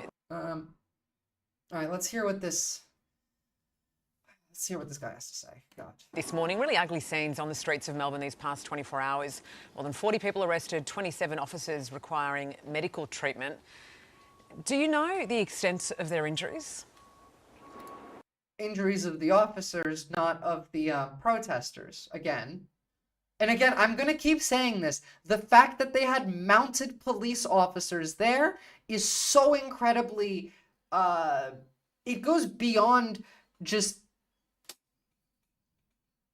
It's almost intentional. It comes across as they almost wanted one of these horses to get scared and kick a protester or something. It's so very obvious that it would be an unsafe situation. Oh, look, I don't think any have very, very serious injuries, and thankfully for that too. I did meet one in hospital yesterday who was being treated for complications, having some sort of abrasive liquid flushed in her face. Oh, you mean the pepper spray that they were spraying? But no person should be subjected to that sort of behaviour at work. Thank God they turned up on the front line yesterday to keep all... Oh yeah, thank God they turned up. Safe. I've still yet to see any evidence that the protests led to violence because the protesters started violence. None.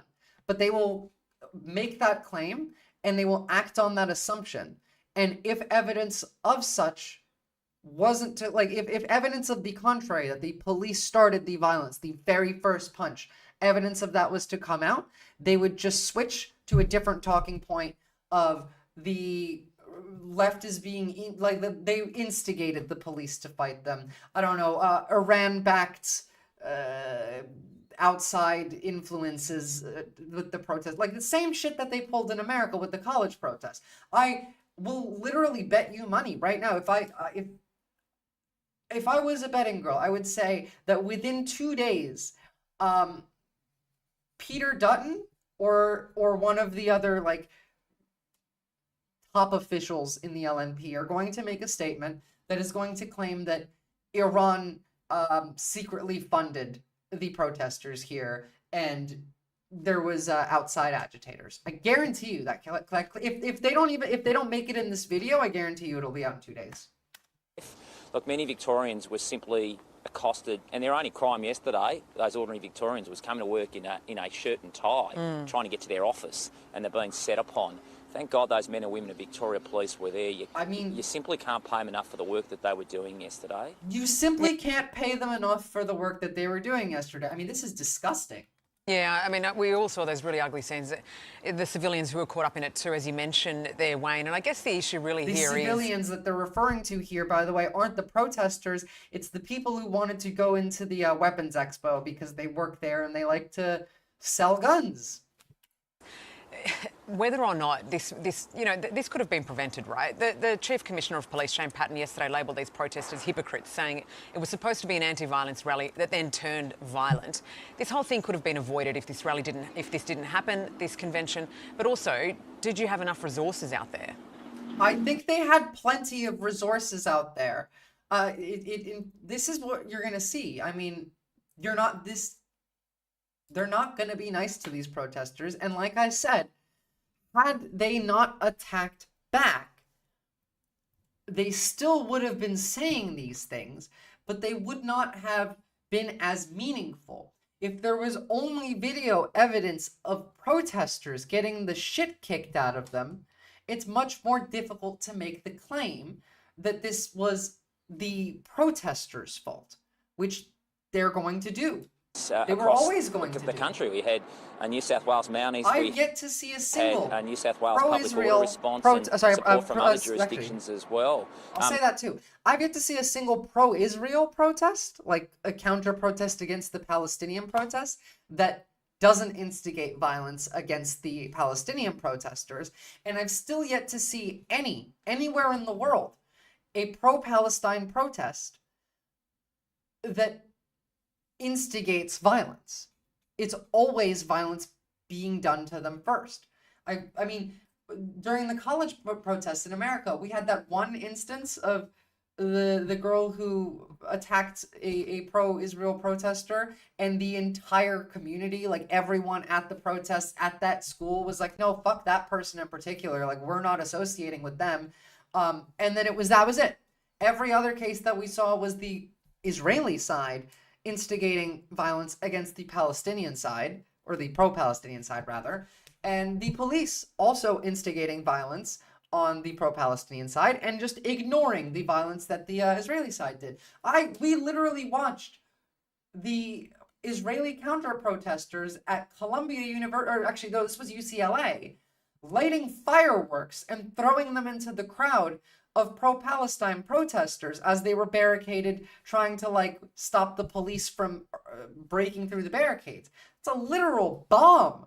I don't know if you know what fireworks are, but fireworks are explosive. These people threw a bomb into the crowd and the police ignored them. It's never going to be anything but one-sided. So in a case like this, when you're protesting out in the open and you're protesting the genocide of the Palestinians, regardless of where you are, if it's Melbourne, whether it's Sydney, whether it's Europe or America, you're going to get this kind of treatment by the police and by the media. So don't make their job easier for them. Hitting back will do nothing but make you personally feel better in that moment and then harm the cause overall. Just go to the protest, get the shit kicked out of you. That's the best way to handle it. Not that that's good or anything. And watch out for the Australian Israel Jewish Affairs Council, because they're coming for you. I don't want to watch the rest of this. It's horrible. Well, this is a shorter one, and then we'll be done. Anti-war protesters have again clashed with police and held parts most recent of the CBD hostage. Just this past hour, they've shut down part of Burke Street. Let's go live now to Isabella Stashkovsky, who's there. Isa, where exactly are those demonstrators now? Alicia, good evening to you. They're now marching throughout the CBD and heading toward Batman Park. As you can see, they've just started marching in the past few moments. They've shut down a section of Burke Street in front of Hanwha Defence. That is the company they have been targeting now for almost 2 hours. And this is what I mean by protests are most effective when they're being cracked down on, because after the initial crackdown on police, what happened? Did everyone go home? No, more protests popped up. This is the next day. This is a different protest, a different area. There's multiple now. And that's what I mean by that's how it's most effective. I didn't realize I didn't have this playing, but it doesn't matter.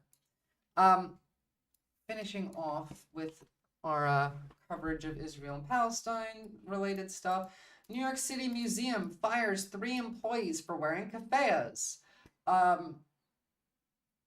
I'm pretty sure that's illegal. I don't know. Actually, no, it's not illegal for them to do that, but it is wrong.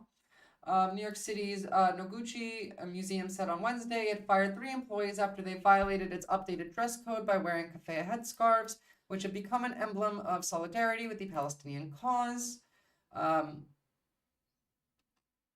mean, while we understand the intention behind wearing this garment was to express personal views, we recognize that such expressions can unintentionally alienate segments of our diverse visitorship, it said in a statement.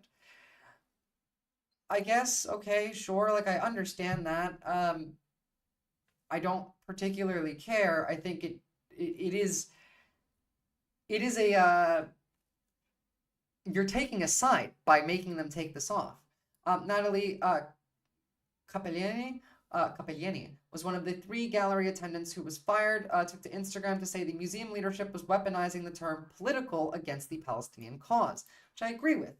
I think this is a politicization of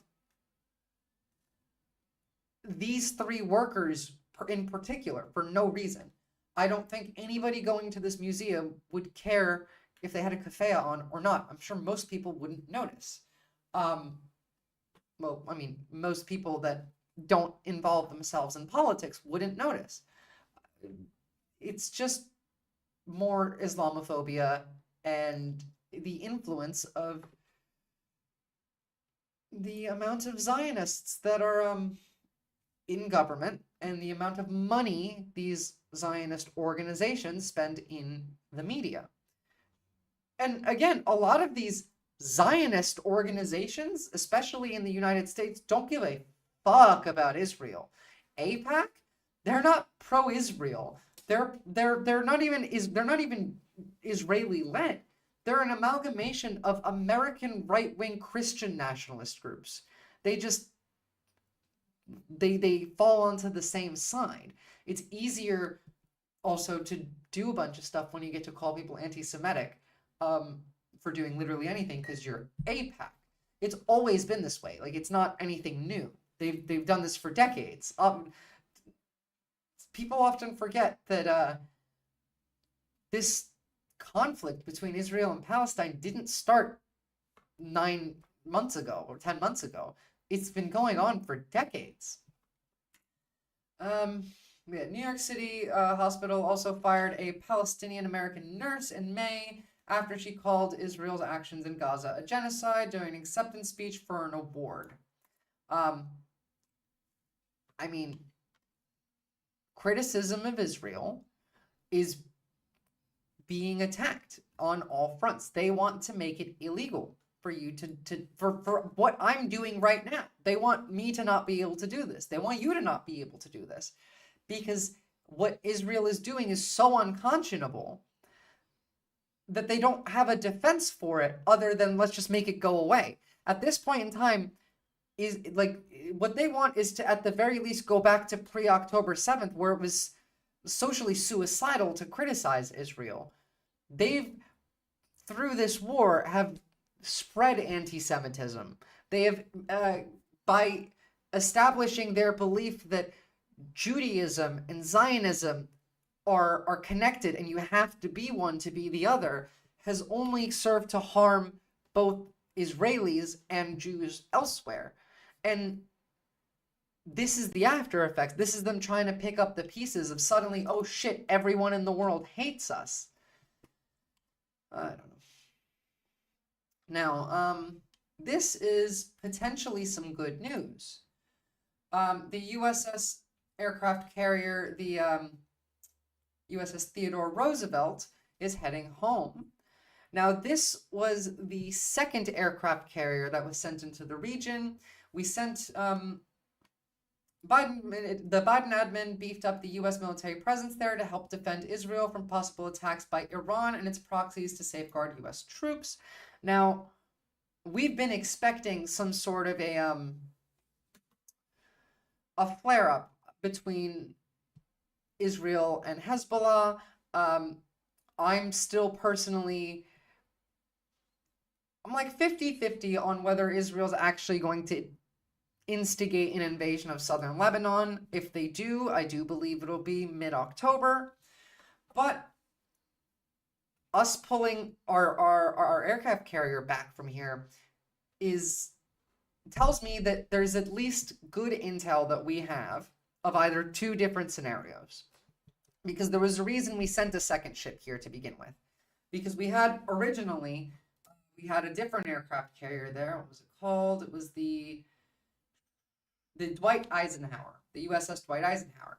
That was in the Red Sea, and specifically the base of operations that we were using against the Houthis in the Gulf of Aden, that its job was to protect the shipping lanes. Now, when we sent the second carrier there, we pulled back the Dwight Eisenhower. It was seen as important as it was the U.S. making a decision to keep a carrier presence in the region at all times in case there would be an attack.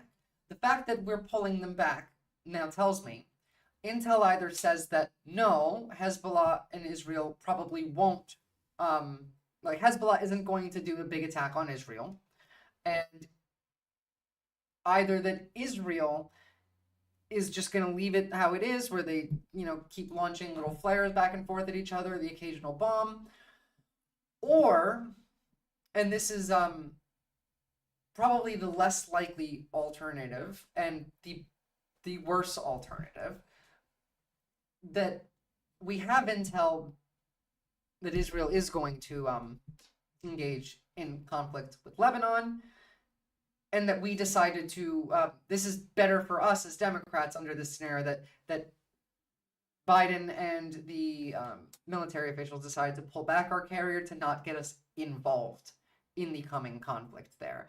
I think those are really the two options. Either it's just not going to happen, shit's not going to pop off, or it's really going to pop off and we don't want to have anything to do with it. Either way, I'm glad we're pulling that carrier back. If Israel was to instigate a conflict with Lebanon, I really do hope that we don't help them.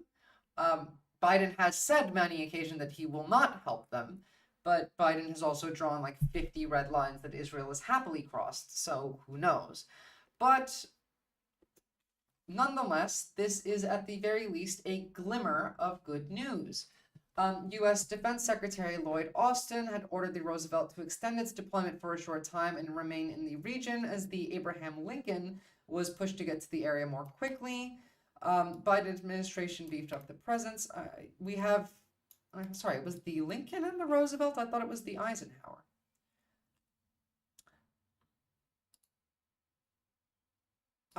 Okay, yep, sorry, I get it now. Lots of ships moving around. We will not be having a ship present in the region now, though, at the very least. Not close enough. U.S. commanders in the Middle East have long argued that the presence of a U.S. aircraft carrier and the warships accompanying it have been an effective deterrent in the region, particularly for Iran, which is true. We have been keeping our ships there as a deterrent, and we did use them to fire at some of the very slow-moving drones and missiles that Iran sent towards Israel a couple months ago in a retaliation strike for the killing of, I think it was a commander of the Iranian military in Syria. I don't know. We'll see. It had been years since the U.S. had committed that much warship power to the region. I agree. I don't think that it's good for us to have short periods where they have overlapped to have two carriers there at the same time.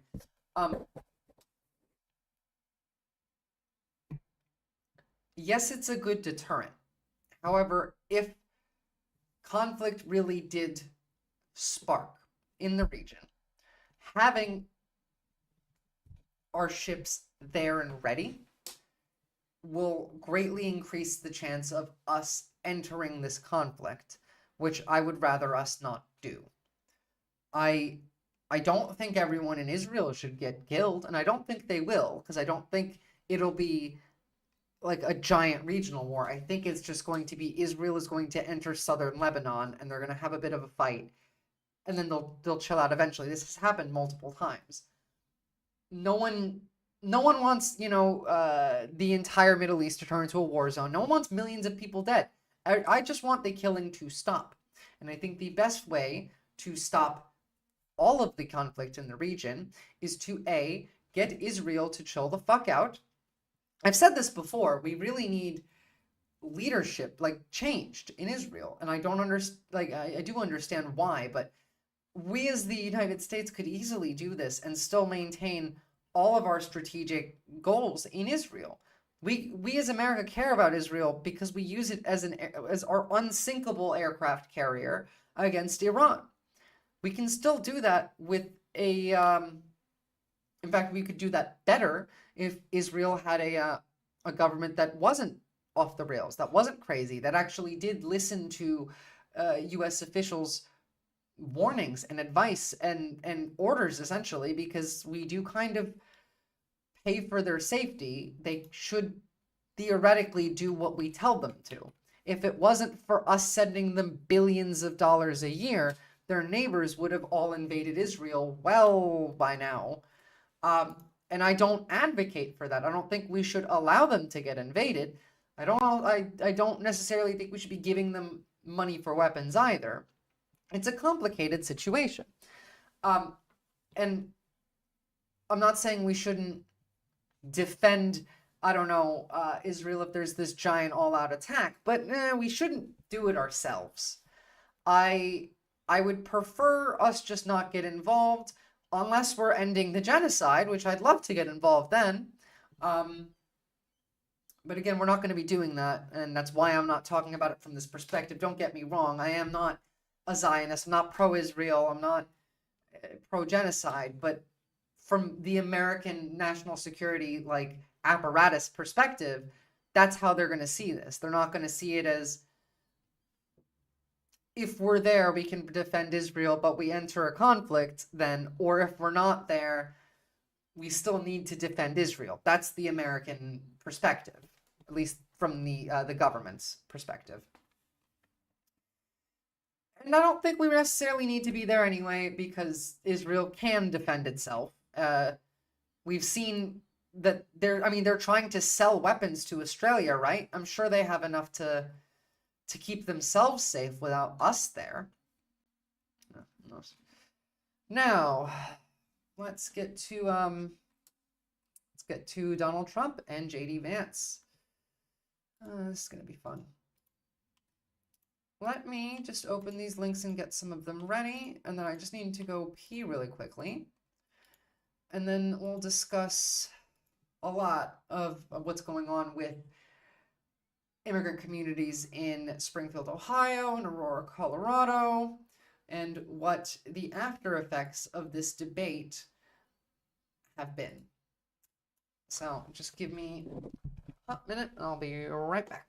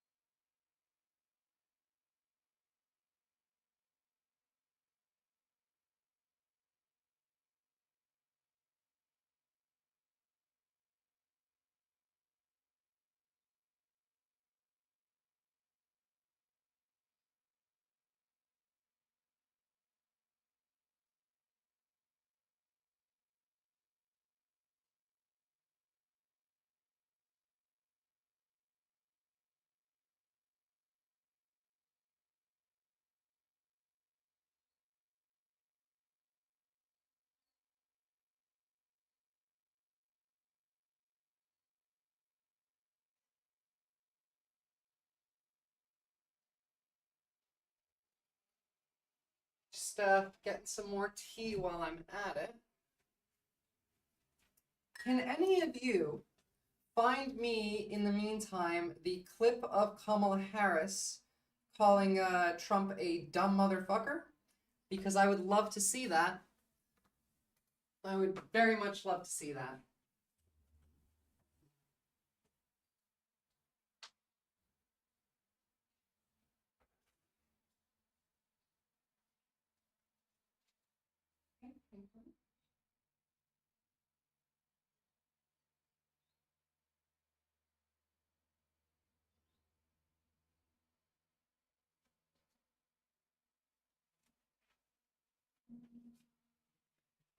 Look at this boy. I know you want to get off. They're eating the cats. I'm eating the cats. Have you heard that they're... Yeah, I know. You don't want to get eaten. You heard that they're eating the dogs, too. You staying in or out? You gotta decide, Frankie. Got a segment to cover. Let me take some Advil while I'm at it. Sitting in this chair always makes my shoulders so sore.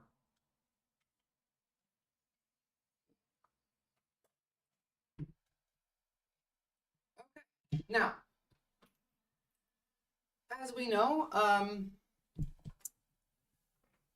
this past debate was quite funny. It was not particularly good for the right wing. It was not good for Donald Trump. But a big part of the subsequent shockwaves of this debate isn't just the fact that Trump did terribly during it, and in the clips and the memes of him saying incredibly funny things. It's also the fact that Taylor Swift has now endorsed Kamala Harris. Now, we're gonna listen to JD Vance's response to this, because it's the hilarity is, I couldn't parody this. That's the thing. It's that stupid.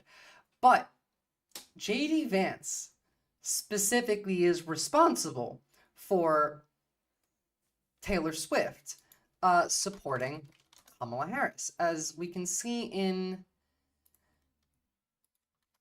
what she wrote when she actually did the endorsement. If I can find it, Jesus Christ, here we go.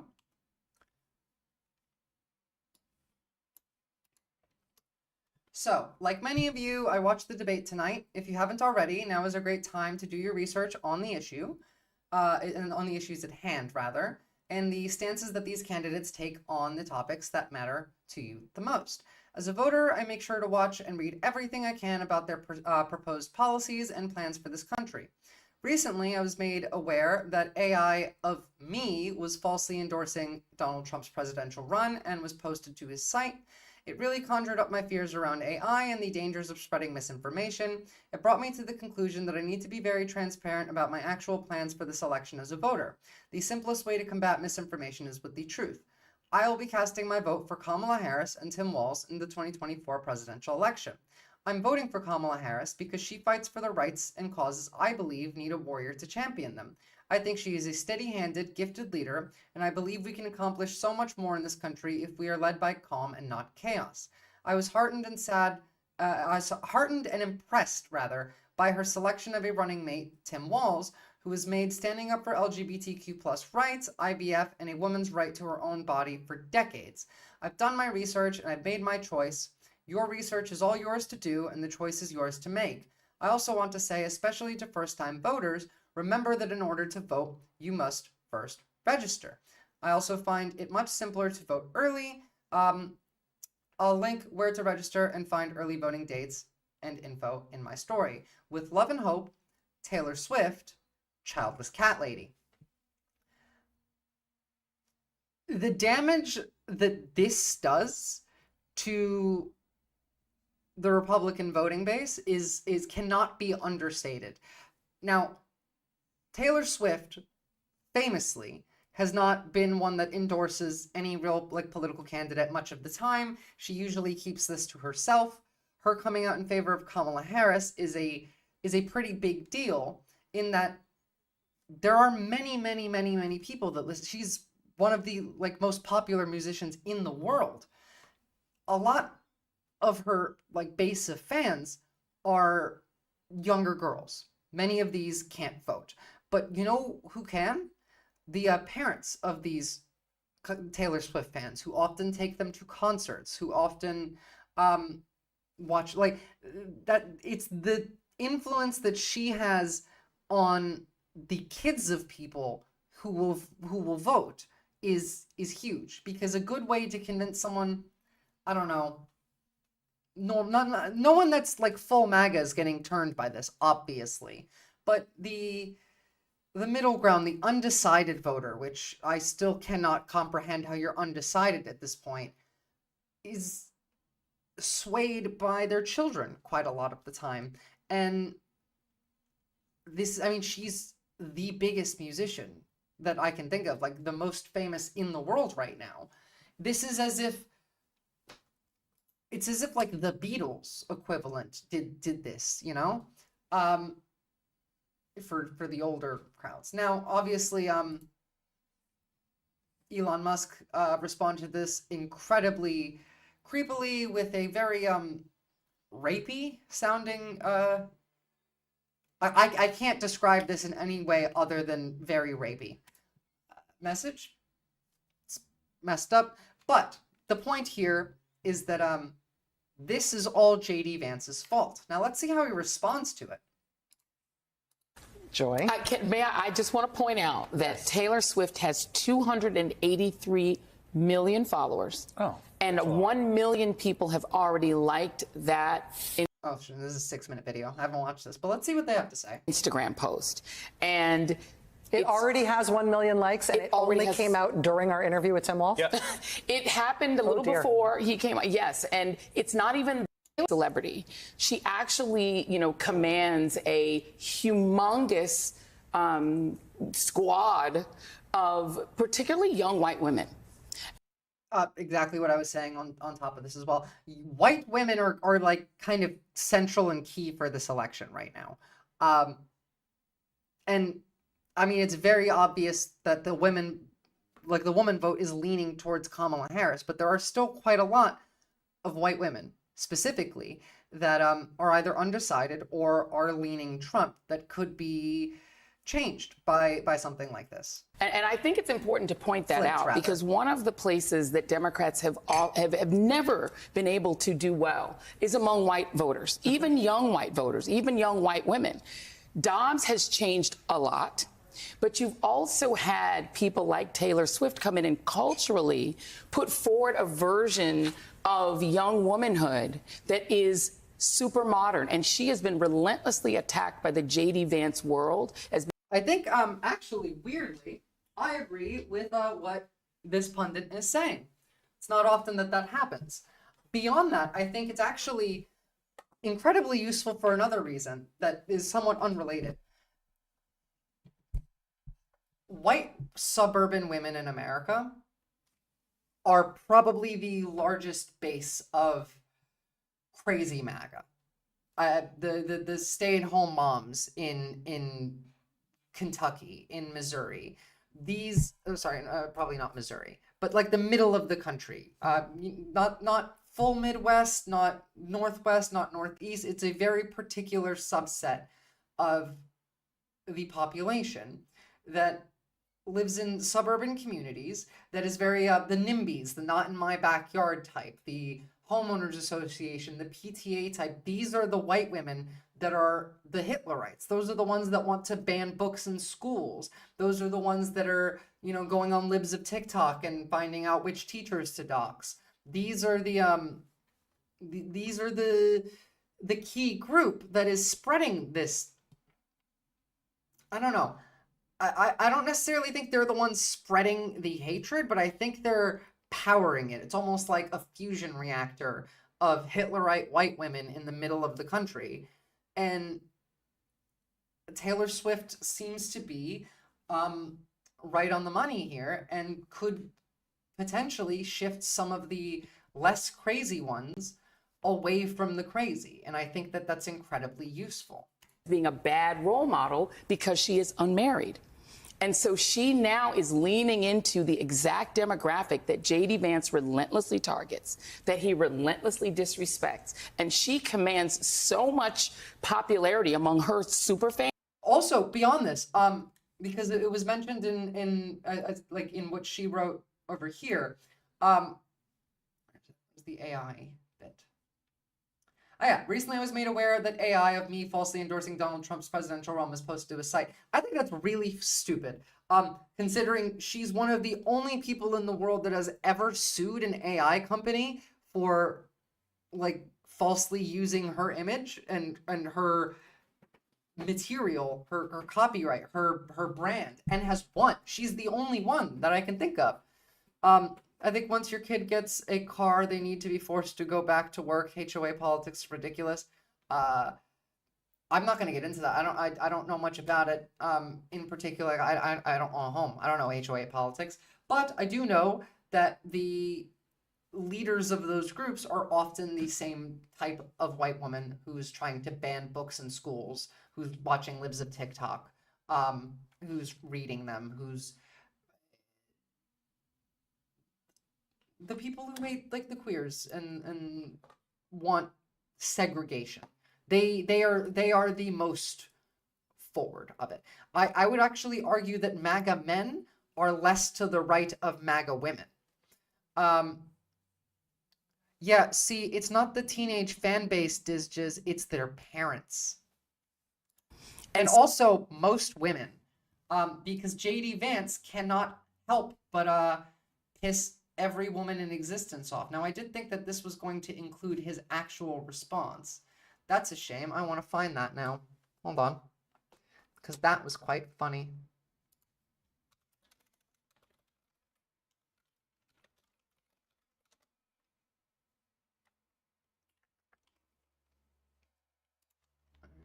Is it you?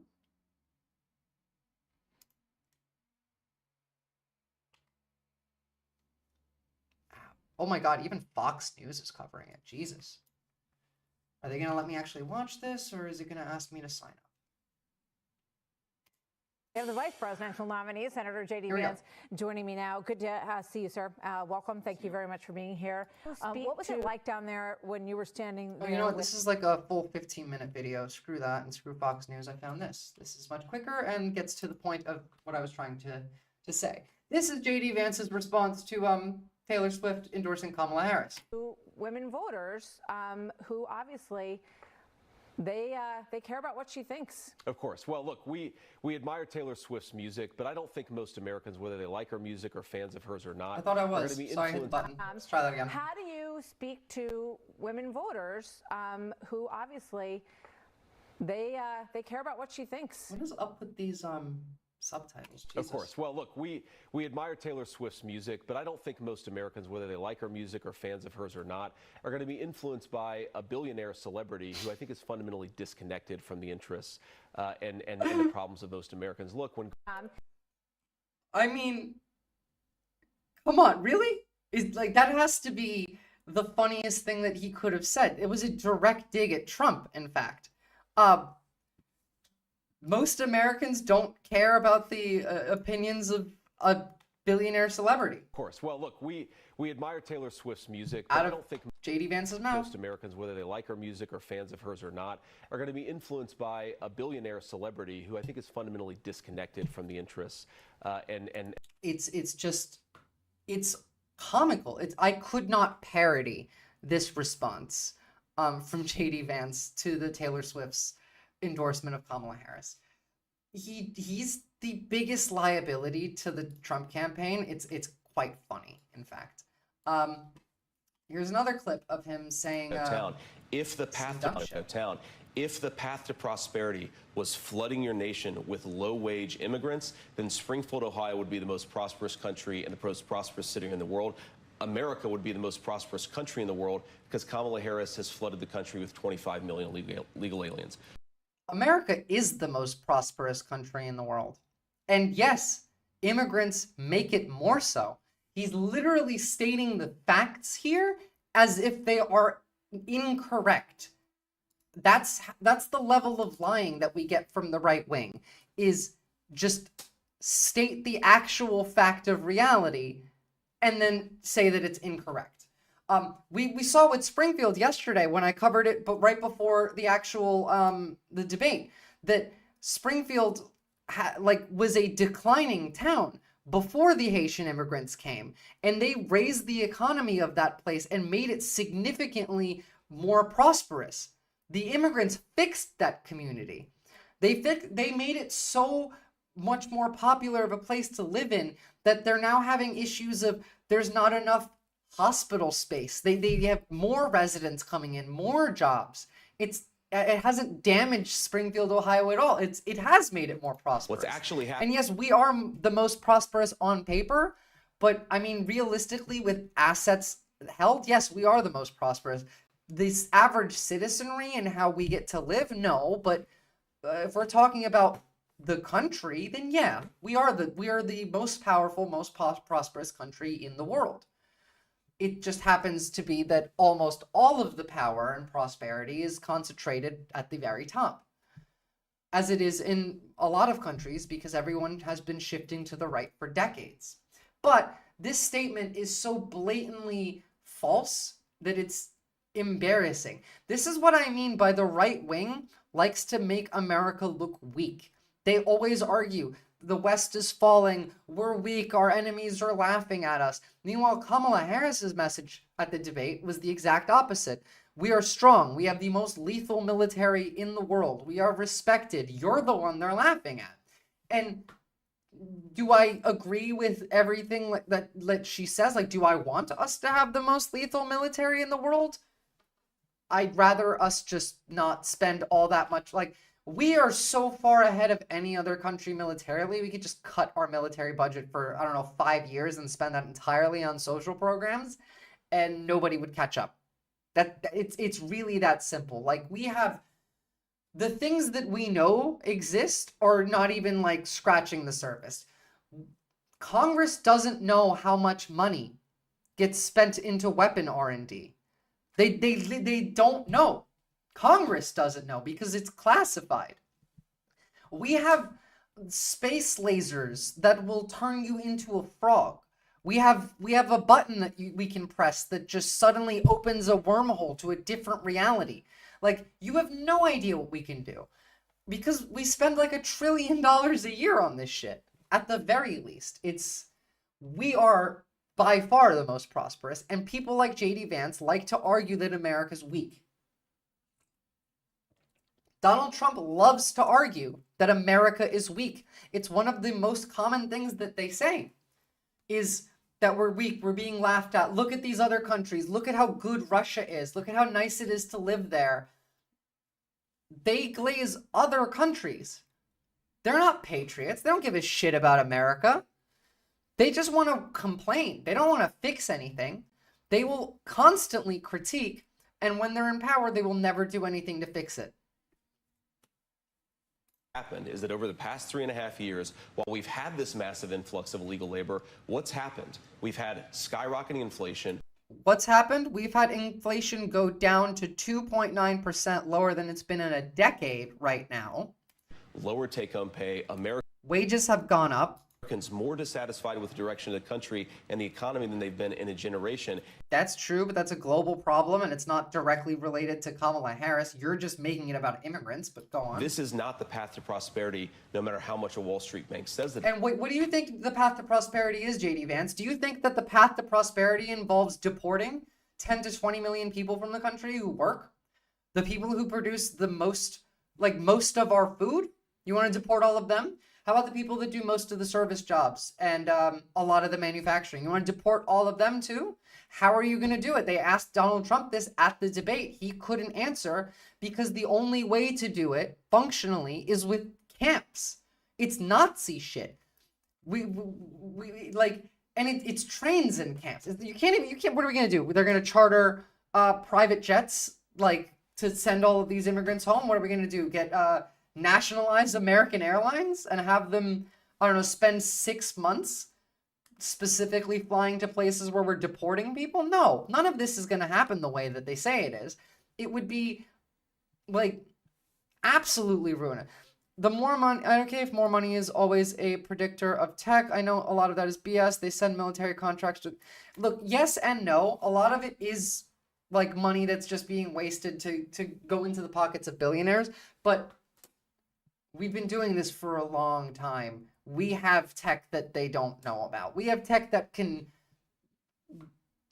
blow your mind. That we're America. We know we do. We have railguns. We could fight aliens. I don't know. I don't know any of this for a fact because even Congress doesn't know. That's how classified this shit is that the government won't tell the government. I don't know. So again, going back to the Taylor Swift thing, this is Elon Musk's daughter's response to him being a creep in her replies. Remember, this is the same daughter of Elon Musk that he dead named on national television and then was publicly shamed by her to the point where it was trending on his own social media app. The timing for Taylor Swift's endorsement of Kamala Harris honestly could not have been better. Can't wait to see the Swifties at the polls vote blue. And yes, I saw the tweet. Heinous incel nonsense is in fact heinous incel nonsense. I don't really have anything to add to it. It's just abhorrent. That much is obvious, and if you don't see how, then you're part of the problem. I would just like to say to my audience members, don't let people talk to you like that. It's disgusting, it's belittling, and incredibly sexist. You deserve better. Amazing reply from her. 100% agree. Elon Musk is a creep. I mean, this is the kind of rhetoric that is coming out of the leaders of the right now. I mean, not that he's a leader of the right, but he's a puppet for Donald Trump, and that's close enough. Now, let's get to some of what happened to the unfortunate immigrants that have to deal with the aftermath of what was said in the debate. Now, before we get to Springfield, I just do want to say, because many in my chat kept arguing about Aurora, Colorado and Venezuelan gangs, city officials and residents say that this is not true. Even the mayor of Aurora has confirmed that this is not true. They're not taking over apartment complexes. They're not forcing residents to pay them rent. Residents of a building called The Edge at Lowry said CBZ Management, the company that owns the building, caused the poor living conditions in the environment, not Venezuelan gang members. Oh, look, a corporation making your life worse and it being blamed on immigrants. Could that have been, like, could this be any more perfectly coincidental? I mean, it's exactly what they're doing. It's on the larger scale. Just take this and blow it up to a national level, and that's what they want to do. 4 members of Tren de Aragua, a Venezuelan gang, were arrested in connection with a shooting that occurred in the building owned by the same company. Surveillance video showing what happens to be a group of Spanish-speaking armed men entering an Aurora, Colorado apartment complex stoked fears about people in the U.S. illegally, but city officials and apartment residents have disputed claims that they seized control of the complex. This is a lie. Elon Musk reshared the video, which viewed millions of times. Former President Trump repeated the claims during September 6th press conference that non-citizens took over buildings in America. Again, fake news that they are happily spreading constantly. I mean, it's what they do. Nobody has ever every time. Now, so this is Trump today. Speaking in Tucson, Arizona. We're going to look at more of that. I have the whole Aaron Rupert thread open for this, but I just did want to start with this little bit. That nobody has ever seen before. In addition to Aurora, Colorado, there's a place called Springfield, Ohio, that you've been reading about. 20,000 illegal Haitian immigrants have descended upon the town of... Again, descended upon and increased the living standards and economy and saved the town because everyone was moving out because the car industry there had shut down And these immigrants came in and brought new jobs and new industry with them. 58,000 people destroying their entire way of life. This was a beautiful community, and now it's horrible what's happened. Yeah, of course. That's the rhetoric that he uses. Now, in reference to that, let's look at what Benny Johnson, alleged but probable Russian agent, has to say. Be warned, this is pretty awful, but we're not going to watch all of it. We're just going to see a clip of it.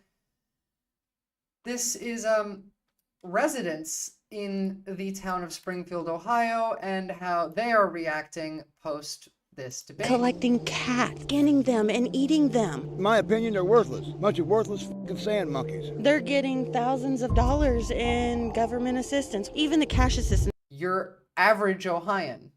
Cards. They're calling them the magic money cards because they never run out. Managers are nothing but a headache. All they're doing is raising our rent and our taxes and wrecking vehicles. Everybody wants to make this into a race issue. It's not a race issue. It's culture, it's accountability, and it's respect. Since June, they took me off of, I'm a vet. They took me off of the disability. You're a veteran and you're competing with some of the resources they're getting who just came in here? Yeah. I need some solution. This whole thing is going to, we can watch it. If you guys want to watch it, we can watch the whole thing, but we're going to have to get really deep into it because there's going to be quite a lot of lies that are said. Not obviously everything they're saying is incorrect. Like the average citizen is pretty fucking stupid. Especially the average, I don't know, rural Ohioan is not all that highly educated, I would say. But this is by Benny Johnson. This is a Russian agent here that we're talking about. So there's going to be quite a lot of propagandizing in this video. And we can, but I don't know. It's going to be pretty horrible. I don't know if you're up for it. We'll come back to it after we have a look at this. This is the Springfield City Commission meeting that happened today. And this was... let's just have a look at this and see what happens afterward. And then we can go back to the actual town. You know. So, a Springfield, Ohio homeless advocate tells the city court that landlords are keeping people out of their homes and replacing them with Haitians, and that the Biden-Harris government is paying them to do it. He says he personally knows someone who lived in a house for 7 years. The landlord told them to leave under the guise of completing renovations, only to replace them with a Haitian and charge the government triple the rent. I don't know of a single homeless Haitian in this town because they all have got vouchers. Blah blah blah blah. Let's just have a look. The homeless problem. I don't know of a single homeless Haitian in this town because they all got vouchers. But I can show you a whole bunch of people that have been displaced because I'm that guy. Rob, you know, for 25 years I've worked with the homeless in this community. You know, a lot of people don't know because I'm not the guy out there blowing the horn because it ain't about me. It's the Jesus in me that goes out there and does it. Trust me, there's days I'm tired. But I'll get into homeless camps that nobody in a suit and tie will walk into. None. Now, I'm looking, right now, I'm looking for what voucher this man is talking about. And I don't seem to think that it exists. Here we go. Housing Choice Voucher Program through Medicaid. And the emergency housing vouchers that come straight through the Ohio government. Let's have a look at what these actually are. Cincinnati Metropolis Housing Authority received notifications on May 2021 about the new emergency housing vouchers and funding authorized by the American Rescue Plan. There are 246 available starting in July of 2021.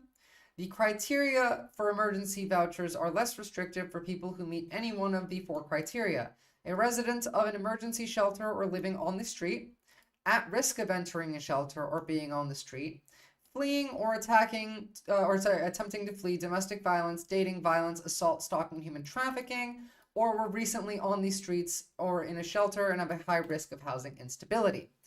Seems pretty good to me. I like the idea of these existing. Now, what do you get out of it? Let's have a look. This is, this is Department of Medicaid Housing Choice Voucher. What is the program? The Housing Choice Voucher Program provides housing assistance for very low income families. This is a different voucher that exists. An owner who rents to a tenant with a voucher receives one part of each month's rent directly from the government and the remainder from the HUD, contracted public housing agency. The amount of the subsidy available to voucher holders is based on the cost of moderately priced rental housing. Cool. None of this looks like it favors anybody over, like the language in these bills obviously is not referring specifically to, oh, you know, the Haitians can get this, but this guy can't. That's just untrue. I mean, like, look at him. He has a fucking American flag tucked into his overalls. This is the most hick of hicks.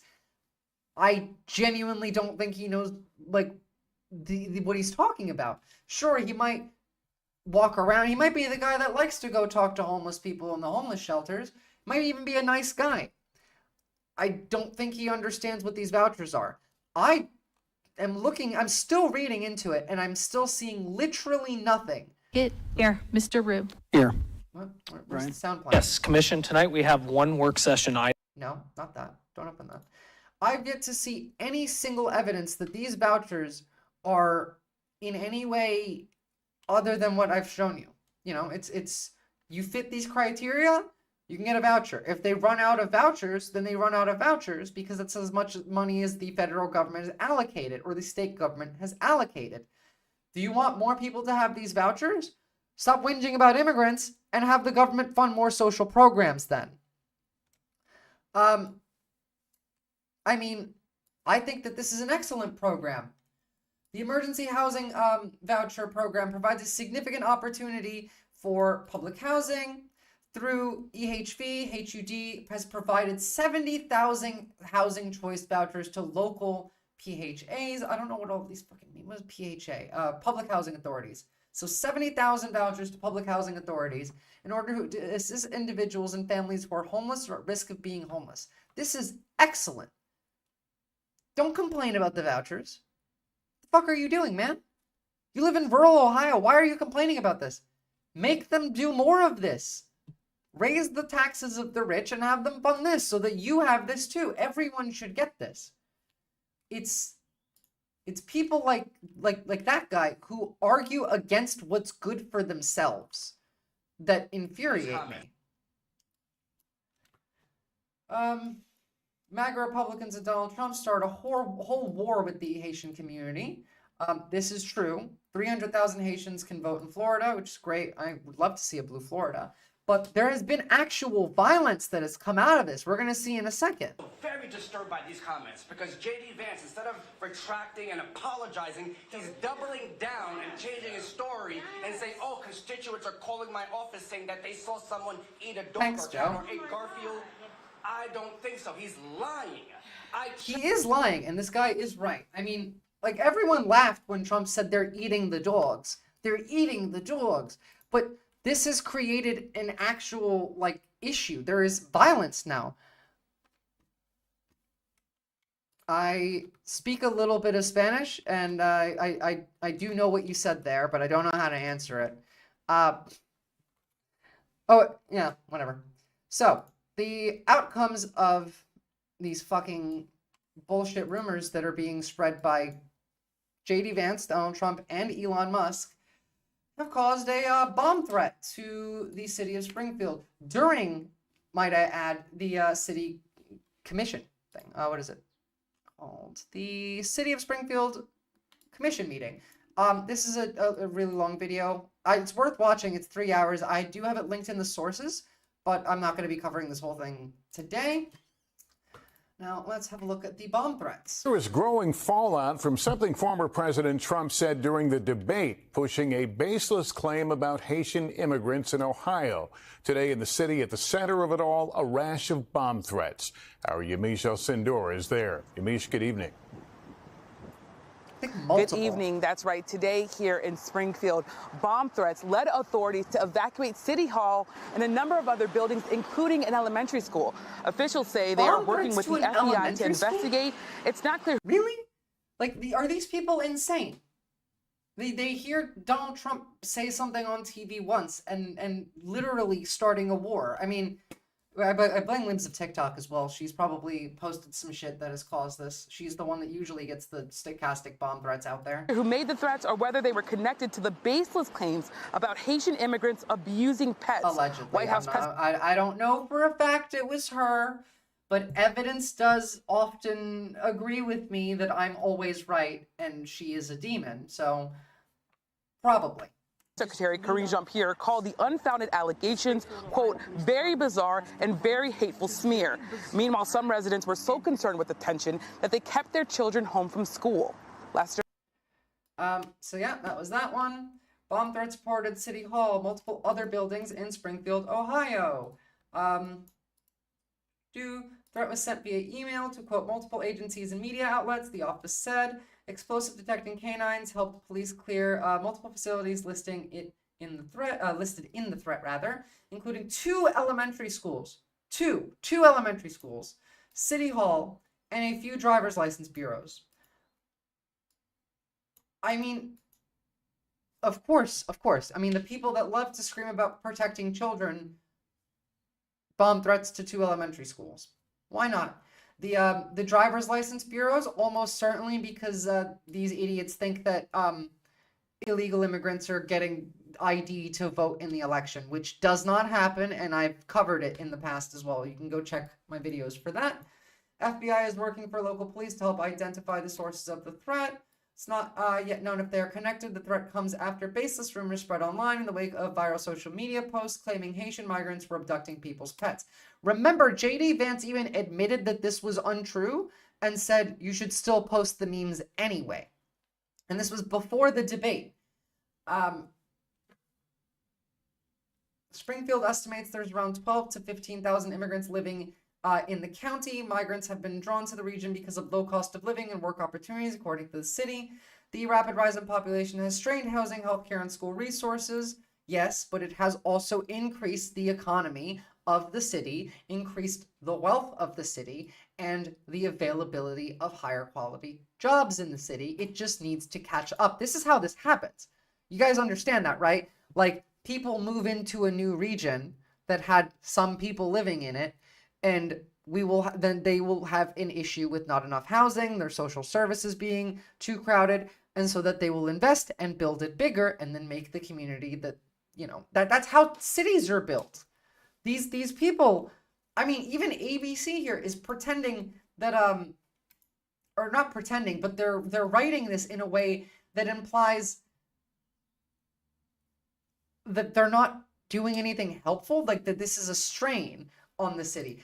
They add in here, city officials also said the migrants are in the country legally and are many of recipients of temporary protected status, but nothing in here about how they're actually helping the city grow, because they don't want to. They don't want to, even though that's just how reality works.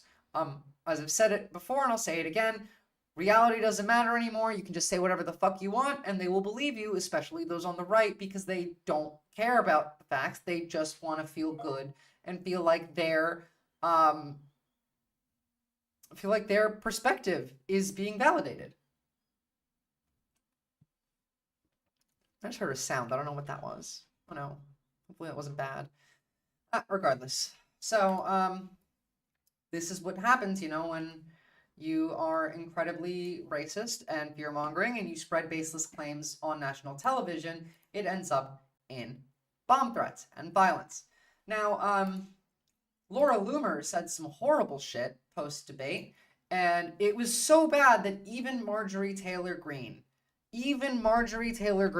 MAGA's craziest warrior, had to come in and be like, no, this is horrible and racist. So Laura Loomer, just a reminder, is part of the Trump campaign, is currently staying at Mar-a-Lago, has been very closely involved with the Trump campaign, and is just a Nazi, really. But once again, sorry, that's not the original post. Here we go.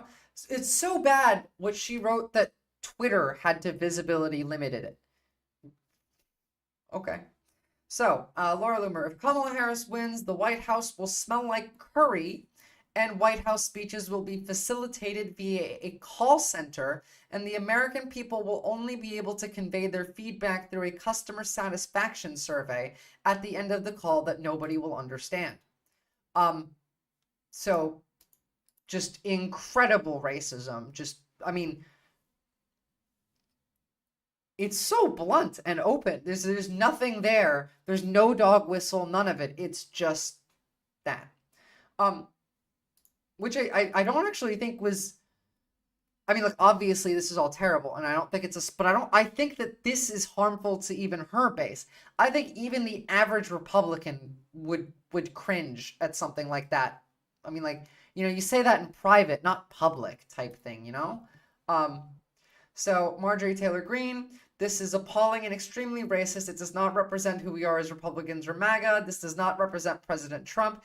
This type of behavior should never be tolerated. It does exactly represent MAGA and Trump.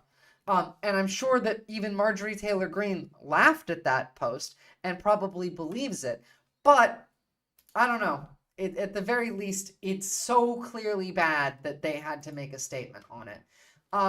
Which then started a little Twitter war. I love seeing the right fight. Once again, Marjorie Taylor Greene, who was extremely jealous and vindictive over the fact that she wasn't successful in turning Donald Trump against me, is now behaving like a leftist and accusing me of being a racist.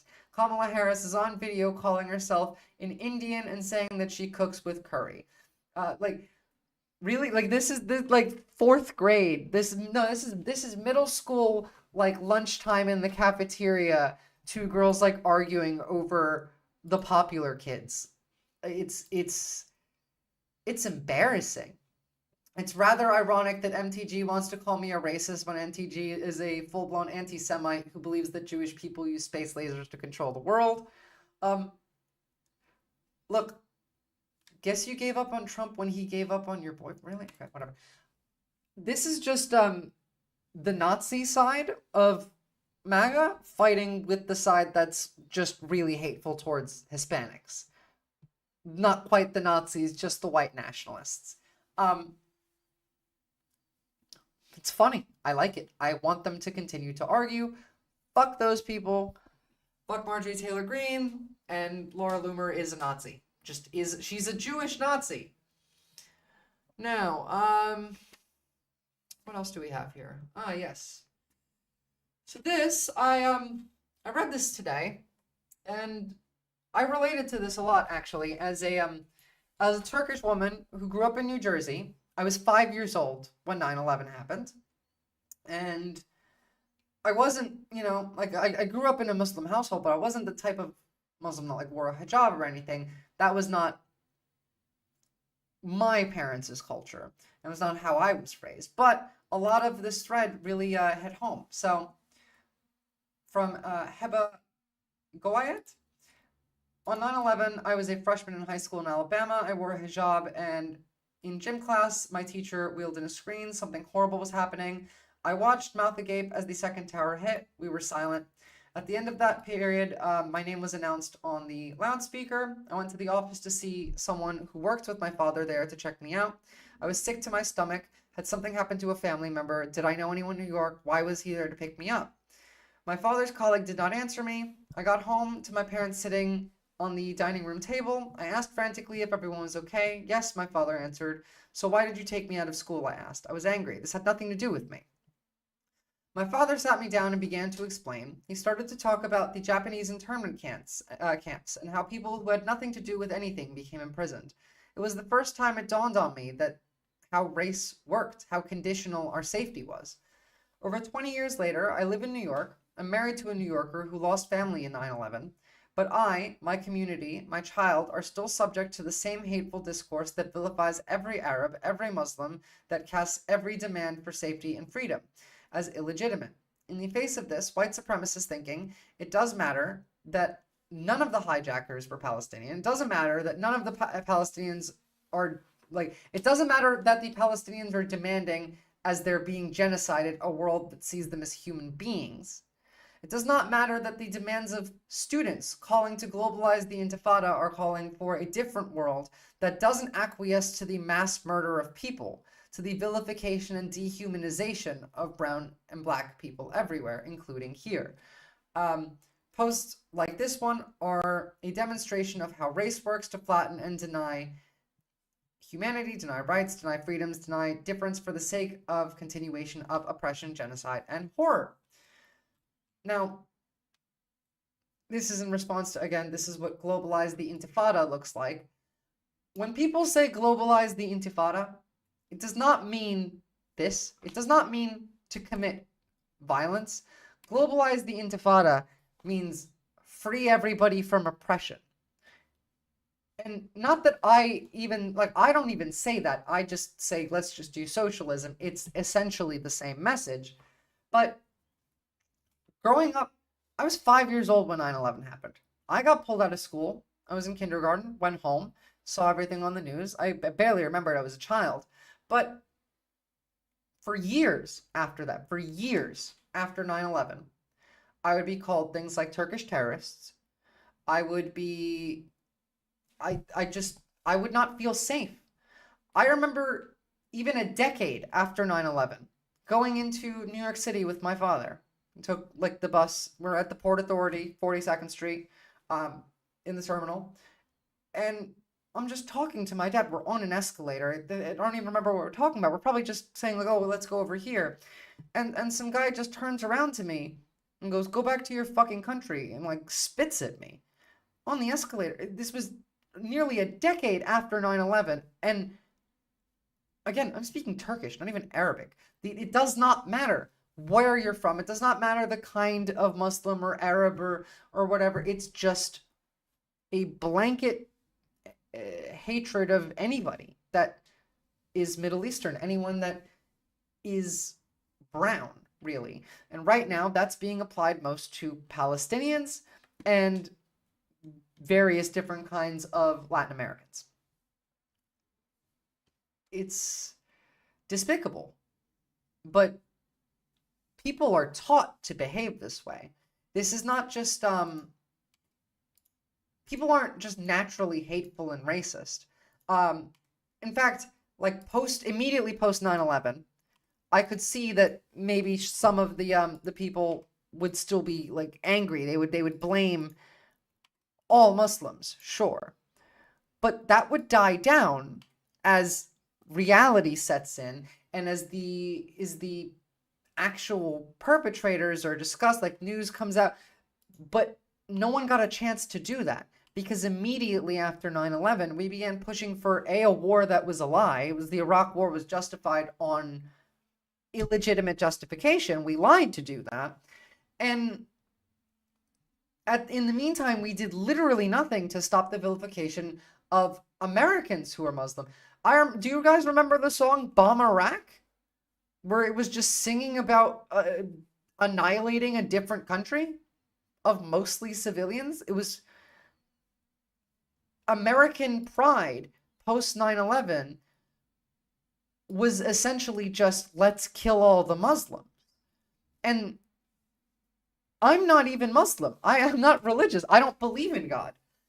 But I felt that. I grew up with the fears. I grew up with the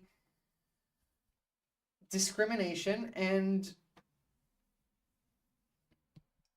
I got lucky. There wasn't much actual harm done to me, but think about how many people. Think about, I mean, the woman whose post we read is a woman who wears a hijab. That would definitely increase your likelihood of being a victim of random violence, because people see that and then they get angry because they're trained to. The media tells them that these people are the problem. And that's why everything has gotten so bad with Islamophobia, is because we've never stopped. We still continue to vilify them.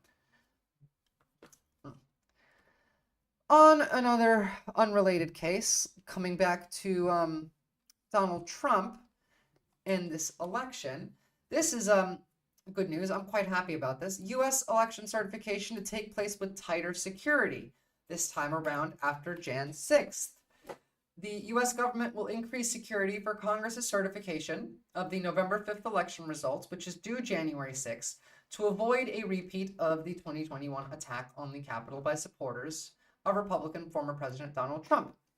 Now, I didn't think that this was all that likely. I think they'll first try and go through the courts, and if they fail, this would be the second attempt, because we know that as soon as they lose the election, if they, God willing, they lose the election, they're immediately going to sue that it was fraudulent in every state that they can. Having this in place at the very least makes it more difficult for them to do another January 6th. The Department of Homeland Security has designated the congressional certification of the election as a, quote, national security event.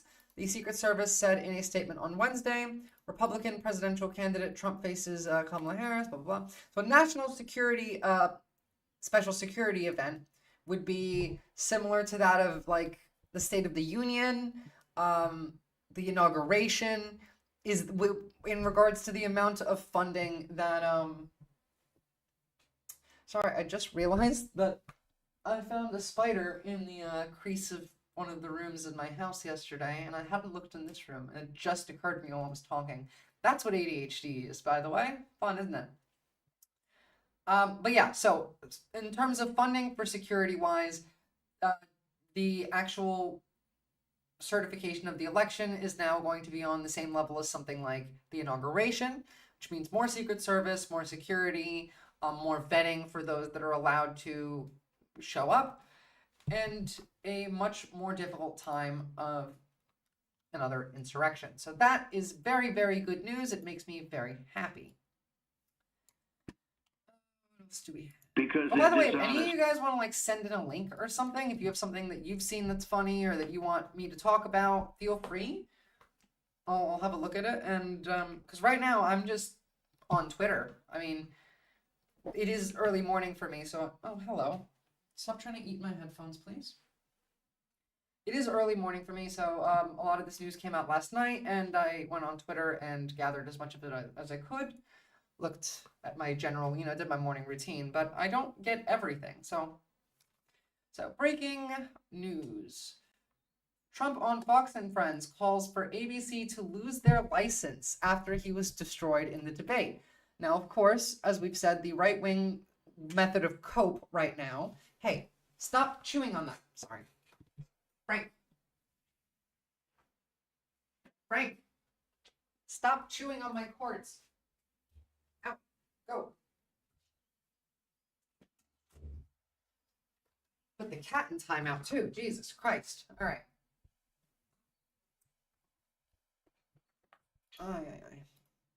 So, the way that the right wing has been coping with the horrible debate from Donald Trump has been that the moderators are biased, or that it was a 3-on-1 because Trump got fact-checked.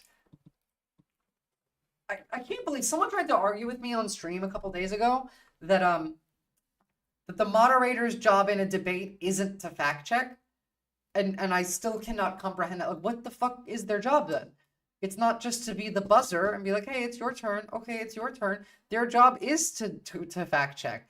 And now, obviously, Fox News and Donald Trump are going to pretend like they were double teaming him. It's weak and pathetic, really, is what it is. It's weak and pathetic. Economy. What's your reaction to why didn't the moderators correct her? Because they're dishonest, and because I think ABC took a big hit last night. I mean, to be honest, they're a news organization. They have to be licensed to do it. They ought to take away their license for the way they did that. They take away their license for doing their job. This is the kind of person Donald Trump is, by the way, because he says this every time. Anything happens that he doesn't like, he wants that, like, the person who is in charge or the people responsible fired or imprisoned.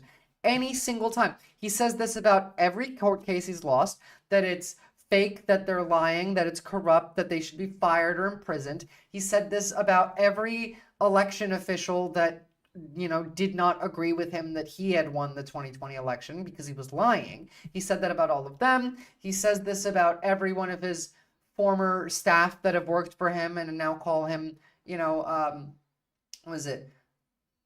Tillerson calls him a fucking moron. Literally, like, quote that.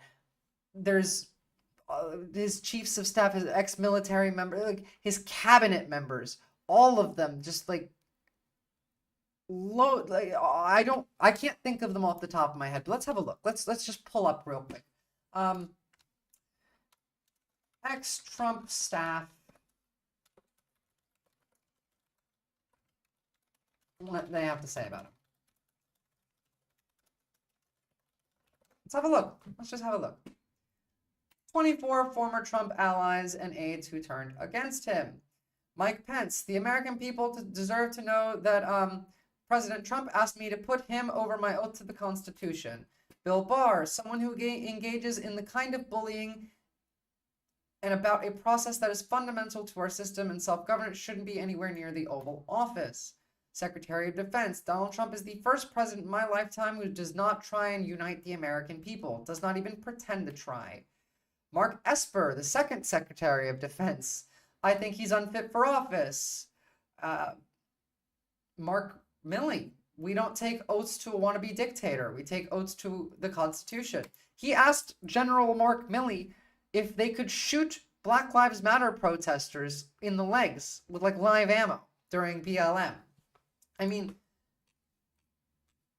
he says the same thing about all of these people as he says, as he said about ABC, is that this is corruption, they are lying, they're stupid, they're, they should be fired, they should be imprisoned. He just whines. And that's what he did at the whole debate, in fact. And I kept saying it throughout my coverage, is all he was doing was whining, which was incredibly brilliant move by Kamala Harris by starting early by insulting his rallies, because he lost it from that point on.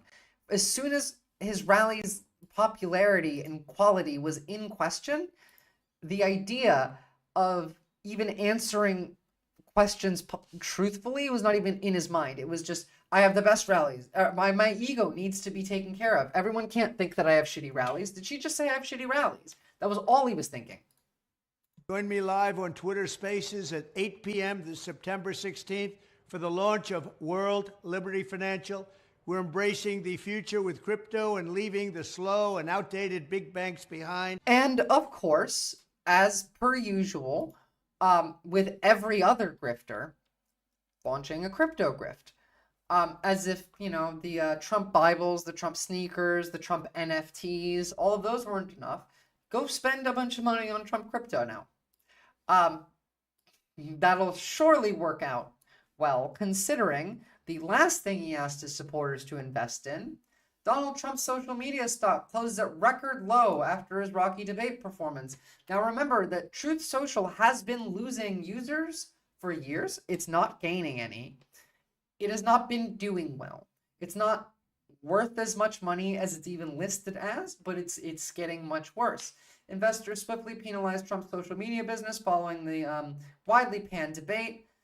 Other so-called Trump trades, including Bitcoin and Coinbase, went into reverse Wednesday. Funny, launching your own crypto for your customer base that often likes to invest in crypto that has now gone down. While bonds and Asian currencies rallied, blah, blah, blah, I don't care about that. Shares of Trump Media and Technology Group plunged 17% Wednesday to the lowest levels since the Truth Social owner went public in late last March, before ending the day at a record low, down 10%. He's never been good at managing businesses, guys. He did bankrupt 3 casinos somehow. The house always wins, and yet he lost the house 3 times. The perception in the market is that she won the debate. Trump is not only the dominant shareholder in Trump Media, he's the most popular user of Truth Social. The only reason to go on Truth Social is if you're a Trump supporter and you want to read his tweets. The company stock ticker symbols DJT. Wow, it's just his name. I think if he loses, he has to sell DJT, goes to $1. If he wins and doesn't sell DJT, he can make a run for it. I don't know. It's not... He's going to try and sell it soon because he needs the money, and he'll be able to sell it soon, and he's going to fuck over every single investor that he's put into it because that's what he does. look at history and learn from it, guys. What people have done over and over and over again is probably what they're going to continue to do in the future. It's not all that difficult. It's pretty simple, in fact. Not that this matters very much. Don't buy into polling, but Harris is up. It says up 5, but she was actually down 2 yesterday. So she's actually up 7 from the debate. It's okay. Polls are not going to be helpful. Again, I've explained why polls are skewed and who answers the polls and when and how the polls are phrased. They're a general idea, but don't bank on them. Obviously, we know this from the past that they're not generally correct. MAGA pastor claims Kamala Harris deployed witchcraft in the Trump debate. Witchcraft. Very funny. So, let's have a look. Donald Trump was fired by 81 million people. That was a great line, by the way, just to be clear. He was fired by 81 million people. Donald Trump was fired by 81 million people. So let's be clear about that. And clearly he is having a very difficult time processing that. But we cannot afford to have a president of the United States who attempts, as he did in the past, to upend the will of the voters in a free and fair election. And I'm going to tell you that I have traveled the world as Vice President of the United States. This is the clip that's linked to Kamala Harris employs witchcraft. Can any of you spot something here? Like, tell me, where is the bruja? Where's the witch? What's she doing? States. And world leaders are laughing at Donald Trump. I have talked with military leaders, some of whom worked with you, and they say you're a disgrace. They do. And when you then talk in this way in a presidential debate and deny what over and over again are court cases you have lost because you did in fact lose that election. And again, every single court case he's ever lost, ever, he is claimed was illegitimate. Everything. Anything that he does wrong is claimed as illegitimate. He's never taken accountability for anything. Trump said he won the debate. Even Biden said he had a bad night. Even Joe Biden was like, yeah, sorry, I had a bad night. Meanwhile, Donald Trump is out there saying that this was the best debate that he's ever had and that it was a 2-on-1. The man cannot admit any fault, anything. He can't. He just cannot lose in his mind because it would break his ego. If he admitted to losing once, he would be on the floor crying like a baby with his finger in his, with his thumb in his mouth, suckling on it in the fetal position. This man cannot handle losing and having to accept that. I genuinely think that if you put Donald Trump into a room and locked him in there with a projector projecting onto the wall, just evidence of him losing things, you would break him. His mind would be irreparable. And that's what happens when you don't learn how to critically analyze your feelings and the information that you're being given. This is the entire reason there's so many MAGA. It's kind of a necessity to be a conservative, is the inability or a difficulty with the ability of emotional regulation, critical analysis, and communication skills. These 3 things are skills that are supposed to be taught. They're not innate. No one is born with these skills. And make no doubt, Donald Trump has some of them. He can speak. I mean, he was a TV celebrity for decades. He just doesn't have the other 2. And that's the issue. And most Trump supporters, even ones I have spoken to, will admit to that. An inability to sit in their discomfort, to regulate their emotions, to critically analyze information that they're given. I've had to explain step by step how to do that. And you know what? I will do it right now. Let's say we're watching this, right? Here's a little example. Has critical thinking led you down the path of socialism? Yes, it has. It has. That's where critical thinking leads. It is what is best for me, the people around me, and the like society as a whole. People, like working class people. Yeah, no, you're not gonna get me with that shit. All right. If you want to argue against socialism, come to me with actual points and we can talk. Otherwise, I don't care what you have to say. You're just like every other troll that comes in here and like laughs about socialism, says some Nazi shit, and gets kicked out. No, I don't care. Let's work on some actual critical analysis skills. Let's watch the last 10 seconds of this, right? Debate. Oh, I know. I just know you're going to. And deny what over and over again are court cases you have lost because you did, in fact, lose that election. Okay, let's take this little bit of information. Just this. Kamala Harris said that Donald Trump has lost many different court cases and that he is upset about it. Now, first question you ask is, why is this being said? Well, why is it being said? Well, it's in a debate state. She's trying to make her case. Now, does it benefit you to believe this? Does it benefit her for you to believe this? Does it harm you to believe this? Does it harm her to believe this? Does it help others? Does it harm others? You ask yourself each of these questions one by one, and then you get down to the base. After logic, facts, and reason fails, I always turn to trolling. It's my weakness. Logic, facts, and reason only fail against people who don't want to accept them. That's what I'm talking about. This is what I mean.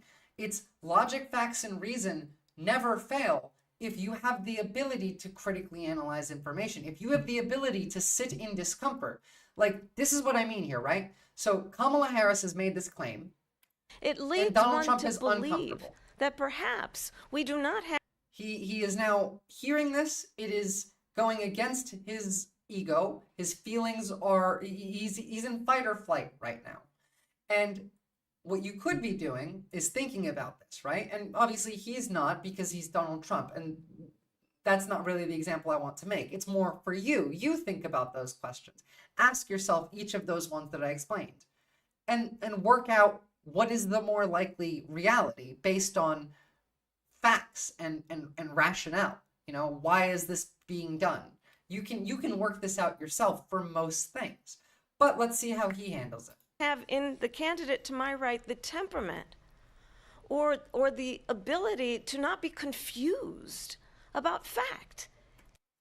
Temperament is a really good point that she made, and he's not confused. That's deeply troubling, and the American people deserve. He's dissociating. Look at his face. He's looking, he's not saying anything, he's not smiling, he's not reacting, he's just, all right, I'm waiting till she's done, block out, nothing coming in. None of the words she's saying are entering his brain and staying there. They're just in and out. Deserve better. Because it makes him uncomfortable and he can't deal with it. I'll give you 1 minute to respond, Mr. President. Let me just say about world leaders. Viktor Orban, one of the most respected men. Oh, yeah, of course. Glaze Viktor Orban. That was a great answer to that. But you see, my point here is he immediately has to jump to something else. Because the points that were made against him made him uncomfortable, he stopped listening and remembers one of the first points that were made, because that's when he stopped listening. She started out talking about world leaders. He ignored everything after that because it was too much for him to handle. And so he's responding to the first point now. They call him a strong man. He ignores. We don't even know if he's a president. And just to clarify they here. threw him out of a campaign like a dog. We don't even know. Is he our president? The emotional reaction post not being able to get away with this. Obviously, we see he makes the Viktor Orban quotes. Strong man. He's a tough person. Smart. Prime Minister of Hungary. They said, why is the whole world blowing up? 3 years ago, it wasn't. Why is it Viktor blowing Orban, up? He said, because you need hero Trump of the back world. as president. We're playing with World War III, and we have a president that we don't even know if he's... Where is our president? Where does this We come don't from, even... right? Where does this reaction... Because watching the debate... Sorry, my shoulder's killing me. Watching the debate, this just feels like the normal Trump thing to do, to change the topic, scream about something, fearmonger, right? But if you really break it down, step by step, we start off, Kamala Harris makes a claim. Donald Trump is uncomfortable by the claim. You can see it right around here. You can see his facial reactions actually change. Let's watch. Way in a presidential debate and deny what over and over again are court cases you have lost because you did in fact lose that election. It leads one to believe that perhaps from this point forward, he has stopped listening. We do not have in the candidate to my right the temperament. And now we see here, he goes into the Viktor Orban spiel, defending the first point that she made because it was the only one that he was able to maintain in his mind. And then immediately go to emotional fear-mongering because that's literally what happens. That's what happens to the voters too. You are unable to sit in your discomfort. Something has come up that is against your worldview. You're blocked from leaving this, so you react outwardly with anger, hatred, fear. And that he's displaying this for us very, very clearly. Now, the way to stop doing why this, is it blowing up? For you, not him. He's never going to be saved from this. And you can't make anyone else do this either. But if you agree with some of the things he said, try it. Sit down and try and sit in discomfort for 3 to 5 minutes. Think about it. Think about why you're uncomfortable, what's making you uncomfortable, why it's making you uncomfortable, how you could fix that discomfort.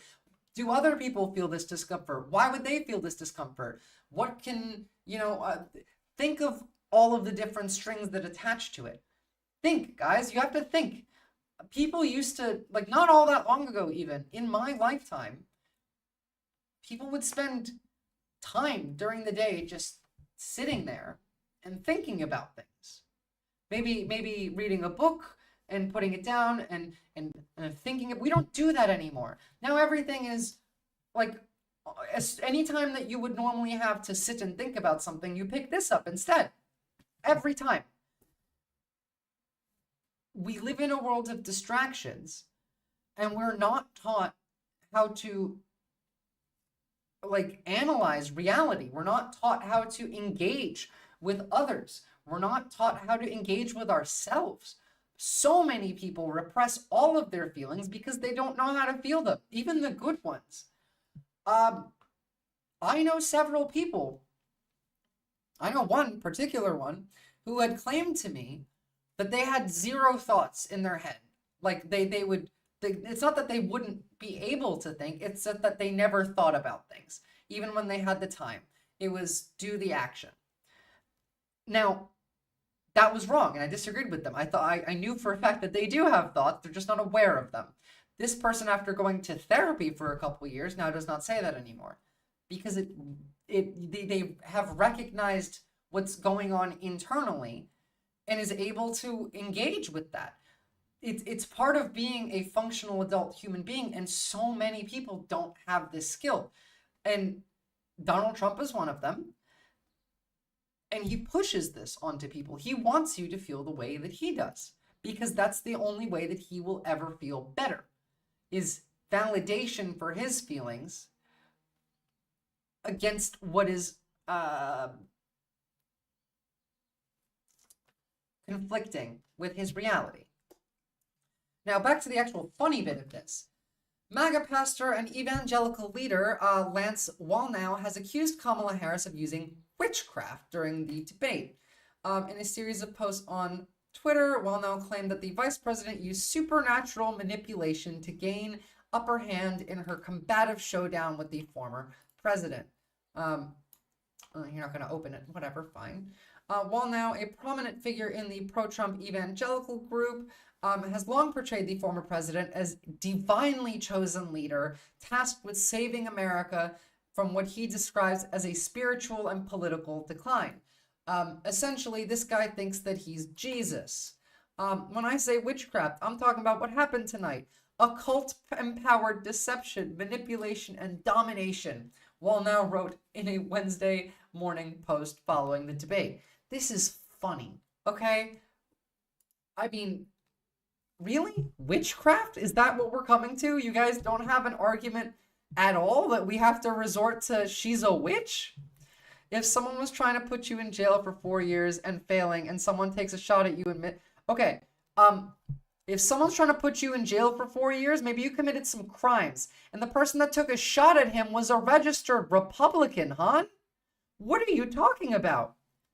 He's been convicted of 34 felonies. He's been found as liable for sexual assault of another woman. There's tons of evidence of him sexually assaulting women in the past. Famous friends with Jeffrey Epstein, multiple pictures together, multiple flight records. He's basically the king of pedophiles now. And someone took a shot at him, which was a registered Republican who was looking to take a shot at any of them. The guy who shot at Donald Trump was looking up Trump rallies, Biden rallies, or RFK rallies. All he wanted to do was take a shot at a presidential candidate. Trump just happened to be the closest. My version of reality is not skewed. I'm telling you the truth. You're the one coming to me with things that come out of Donald Trump's mouth. He has said this exact sentence. He almost said this exact sentence at the debate. Where's your critical analysis? Why would someone be trying to put you in jail for 4 years if you committed no crimes?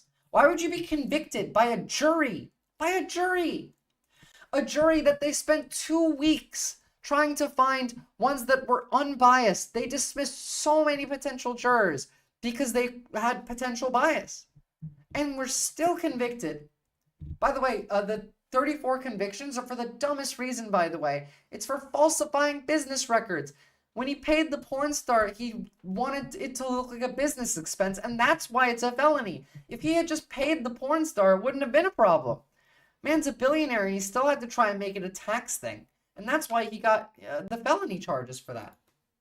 And don't forget, he still has the Georgia case for the fake electors. He still has the January 6th case that's coming up after November, which we're going to see evidence for probably before the election.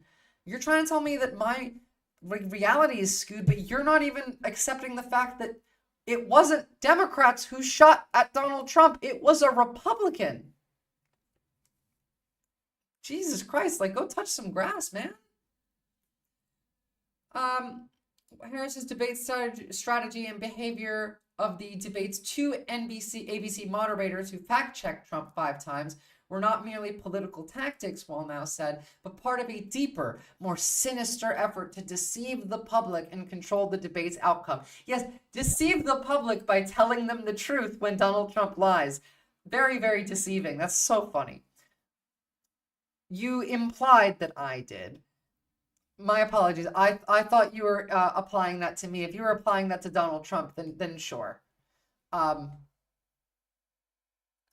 It's just you might have a skewed perception of reality at the end of your message made me think you were talking to me. All right, people come in here and try and troll me like that kind of often. Trump does have a skewed perception of reality. He doesn't exist in the same reality as us, that he exists in the one that he has built up in his mind. And anytime real reality starts to break through is when we see him screaming and yelling like this, that they're eating the dogs. That's when it happens, is when he can no longer box himself in. He also accused the debate moderators of colluding with the Harris campaign. That's what ABC pulled off as moderators. Kamala's script handlers set up the kill box, one-sided questions, fact-checking, sealed box, witchcraft. Nonsense. Again, hope and nonsense. They're just trying to deal with the fact that he lost pretty fucking badly.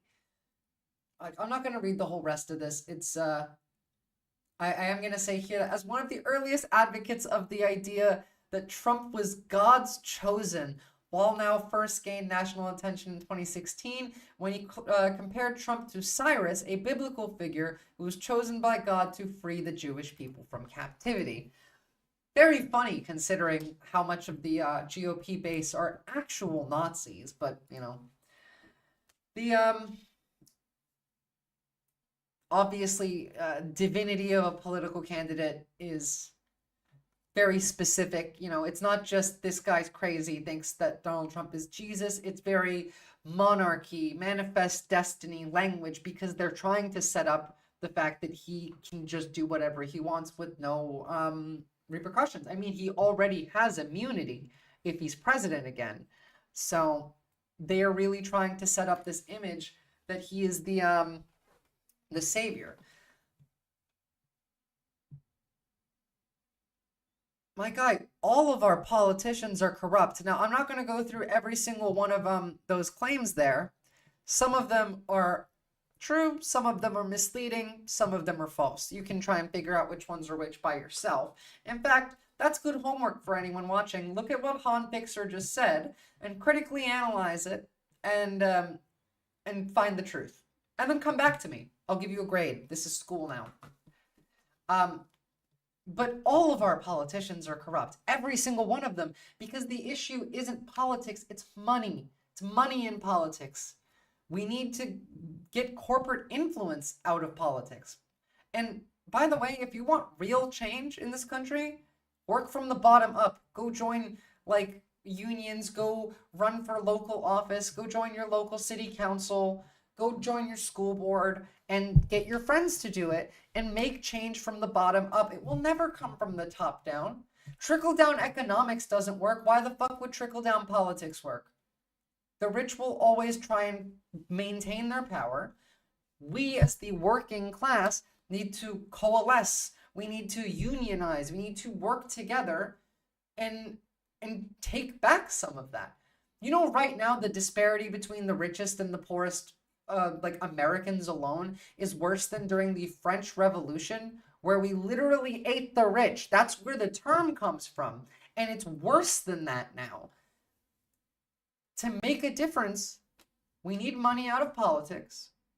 And the only way to do that is to start from the bottom up. We're not going to get the Supreme Court to overturn it. I mean, maybe we have to get really lucky there, and it's not going to happen. It would require a working government that works for the people. It would require almost all of Congress to be replaced with new people. They all take bribes. We have legalized bribery. So fix that before we can fix literally anything else. And to fix that, like I said, go join politics at the local level. Yeah. So, unsurprisingly, I don't know what he's waffling about, Zach. So unsurprisingly, Trump has said he's not going to do a third debate. And Harris called in $47 million in donations post that debate. Unsurprising that there was a lot of dono money coming into who should I vote for to get rid of the bad politicians? You should vote for whoever continues stability so that you can continue to work. That's the thing, right? If we need real change. And if we want real change, we need to work from the bottom up. This is a slow process. And so what do we need in the meantime while we work this slow process? We need stability. We need somebody who isn't going to actively fight against our efforts. Kamala Harris is not great, but she's stable. She will not actively fight against people trying to enter politics on the local level, especially not as Democrats, because third parties aren't going to do shit. If you really want to fix the system, you have to join one of the two parties and fix them from the inside first. I would like America to have a preferential voting system like Australia does, so that you can, here in Australia, it's not voting for the status quo that changes anything. It doesn't. That's the point. It's voting for the status quo keeps things stable so that you can go change something. Stop expecting other people to make the change for you. No politician is ever going to come into office and fix your life for you. Do it yourself. You have to do it. You have to get your friends to do it.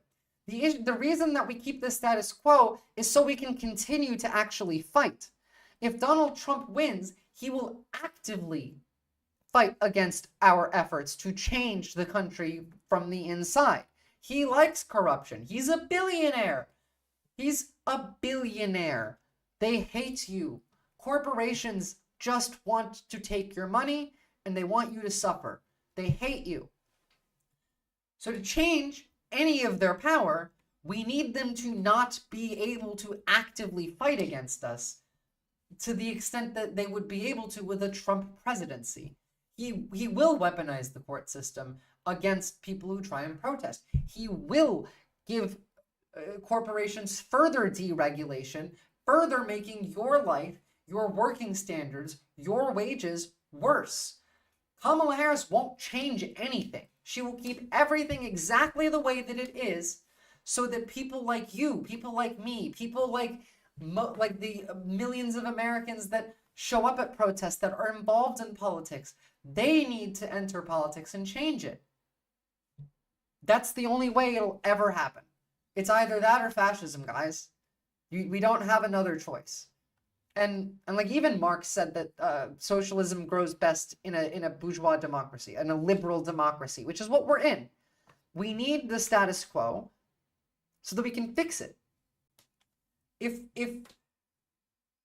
you're trying to like fill in cracks in the road, and then the road is clear, it's much easier to do that. It's much harder to clear fill in the cracks in the road with concrete if there's a bulldozer coming your way. And that's really what it is. The Republicans don't want to change the status quo for your benefit. They just want more of your money. Why would they want anything else? It's consistently. Rich people have always looked out for rich people. They've never given a shit about you. Why would they start now? Yeah, so there will be no third debate. Fine, whatever. I think it looks incredibly weak to, especially after a loss like this, to not want to do another debate. But he is incredibly weak and he lost very badly. I'm actually kind of in favor of no third debate because I'm not all that confident that Kamala Harris will be able to do that well again. So I feel like it's better off if we just leave it the way that it is, with a big win for Dems and a big L for Donald Trump.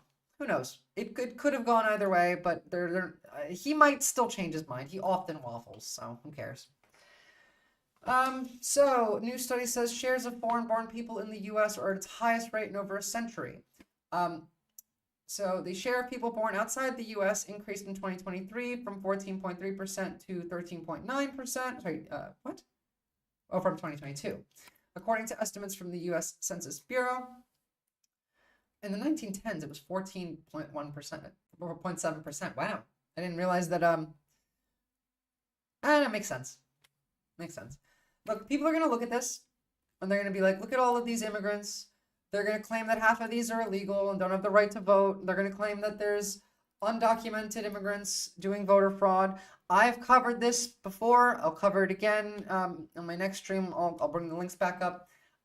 There is no immigrants committing voter fraud.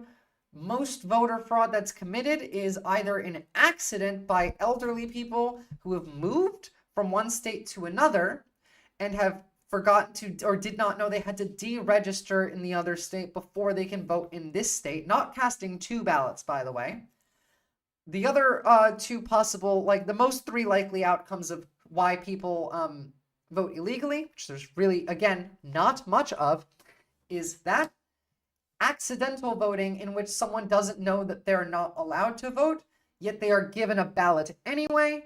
Or the third, which is Republicans committing voter fraud in favor of Republicans, which there's plenty of evidence of. I've covered it before, I'll cover it again. I'm near Springfield. They did transgender operations on my illegal dog and then ate it. They're doing transgender operations on illegal alien dogs and you're laughing? How could you? No, I mean, they were ridiculous claims, Valo, but I mean, did you see earlier when we covered the bomb threats that got called into 2 elementary schools and the city hall building of Springfield today? Because of that? Like, yes, it's funny, and I will continue to laugh at it, but it does have a real impact. This kind of misinformation, this kind of bullshit that sounds ridiculous to most people does still hit with the Trump base, and they do still do crazy shit because of it. I mean, the actual claim was that they were doing transgender operations on illegal aliens in prison. I think that was the quote. Just on so many levels. They complain that, first of all, undocumented immigrants don't go to prison. They complain that they're not being arrested enough. And then they complain, Do you know what the actual thing was with the eating the dogs? Yeah, no, there was no evidence of it, follow. And actually, it was cats. J.D. Vance made a tweet before the debate claiming that they were eating cats in Springfield. And then it came out by like the city's mayor said, no, there's no evidence of this. Multiple like residents of the city were like, oh, there's no evidence of this is fake. And then Donald Trump repeated it at the debate because it was just before the debate. No one's eating pets. I think the closest they've managed to find was geese, but lots of people hunt and kill geese. I think that was there's literally, I saw a tweet yesterday. I can't remember what's his name. Some grifter on the right put a $5,000 bounty on any information of people eating cats or dogs in Springfield, Ohio. And all they found was geese. It's just not happening. It's fake. It's entirely fake. Every single person involved, even J.D. Vance even admitted that it was fake and then said to continue posting the memes anyway. Before the debate, he said it was fake. It's just, thanks for the follow. And by the way, the Venezuelan gangs in Aurora, also fake. Covered that on stream. It's not happening. Poaching is against the law. Hunting is not if you follow the rules. Exactly. No one was poaching and no one was like doing anything illegal. And again, just so you know, the Aurora, Colorado one is also fake. Every resident in the building that they claimed was being taken over by Venezuelan gangs says didn't happen. City mayor says it didn't happen. And the company that owns the building was the one responsible for the like shitty like living conditions. Again, unsurprising. Corporations make your life worse and then blame immigrants for it. So speaking of immigrants, Speaker Johnson pulls Wednesday vote on government funding amid GOP divisions. So Trump has concepts of a plan to stop the dog eaters. That's surely the best for the country. Man, I have concepts of a plan. It hurt for me to hear that. It hurt because it was just, wow, really? Like that's how weak you've gotten? He got eviscerated for like 45 minutes before that, so I can understand maybe he wasn't at the top of his game, but I have concepts of a plan should go down in history. The eating the dogs thing was funny, but that one was sad. That was just plain pathetic. Even the moderator was like, you had 9 years to come up with a plan? David Muir did really good. That I was so happy to see moderators actually doing their job to fact check. I haven't seen that in years. It's so rare that I had a chatter argue with me that that's not how debates work the other day. That the moderator's job isn't to fact check. It's just to say it's your turn and then it's your turn. What the fuck are you talking about, man? I'm happy that we're getting some sort of normalcy back, I guess, with Harris. I would give anything to just go back to like the Bush era Republicans. Even they were terrible. They were still terrible. We were still terrible. But at least we weren't insane. That's not true. I've seen no evidence of that. If you can link me something and I can have a look at it. But I've seen literally no evidence that Kamala got the questions beforehand. I've heard claims. No one's been able to back them up yet. So, Speaker Johnson announced Wednesday that he is pulling a short-term GOP government funding bill from the House amid significant defections from his right flank. Essentially, they wanted to add a part to the government funding bill that would stop, the government from shutting down voter ID laws. They wanted to increase the scrutiny of which IDs you need to be able to vote up to like the level of a passport or a birth certificate. And we discussed that, again, you need ID to vote anyway. The concept, like you need a driver's license, something, an ID card, you need it to vote. You need to prove that you're you. Making it something like a passport, which is expensive. Again, US passports are about $500. It's a way of making poor people less likely to vote. And it's a way of making brown people less likely to vote, because again, most of the people that they want to limit are Black and Latin American, and a lot of them are poor and vote Democrat. The rich Black and Latin American people vote Trump anyway. So it's just that they just want to limit how many people can vote. It's actually surprising that they had to pull this. So the decision to pull the vote was once again highlights deep internal divisions within the House GOP. Obviously, they're barely like a functional party. Remember just like a couple months ago where it was like musical chairs with the speaker. Yeah, so Johnson said in announcing that the vote would be pulled, quote, "I want any member of Congress in either party to explain to the American people why we should not ensure that only U.S. citizens are voting in U.S. elections. It's the most pressing issue right now. It is already illegal for you to vote if you are not a U.S. citizen. You already need to be able to prove that you are a U.S. citizen to register to vote. You already need, in most states, to show some form of ID if you are voting in person. This does not make it so only U.S. citizens can vote. It's already the case. It just makes it so less Democrats can vote, or people less likely to vote Democrat can vote. The House had been slated to vote Wednesday on the 6-month government funding bill that included the voting measure, but at least 8 House Republicans have already come out against the funding bill, which is enough to sink it in the House. I want to know which Republicans came out against this and why.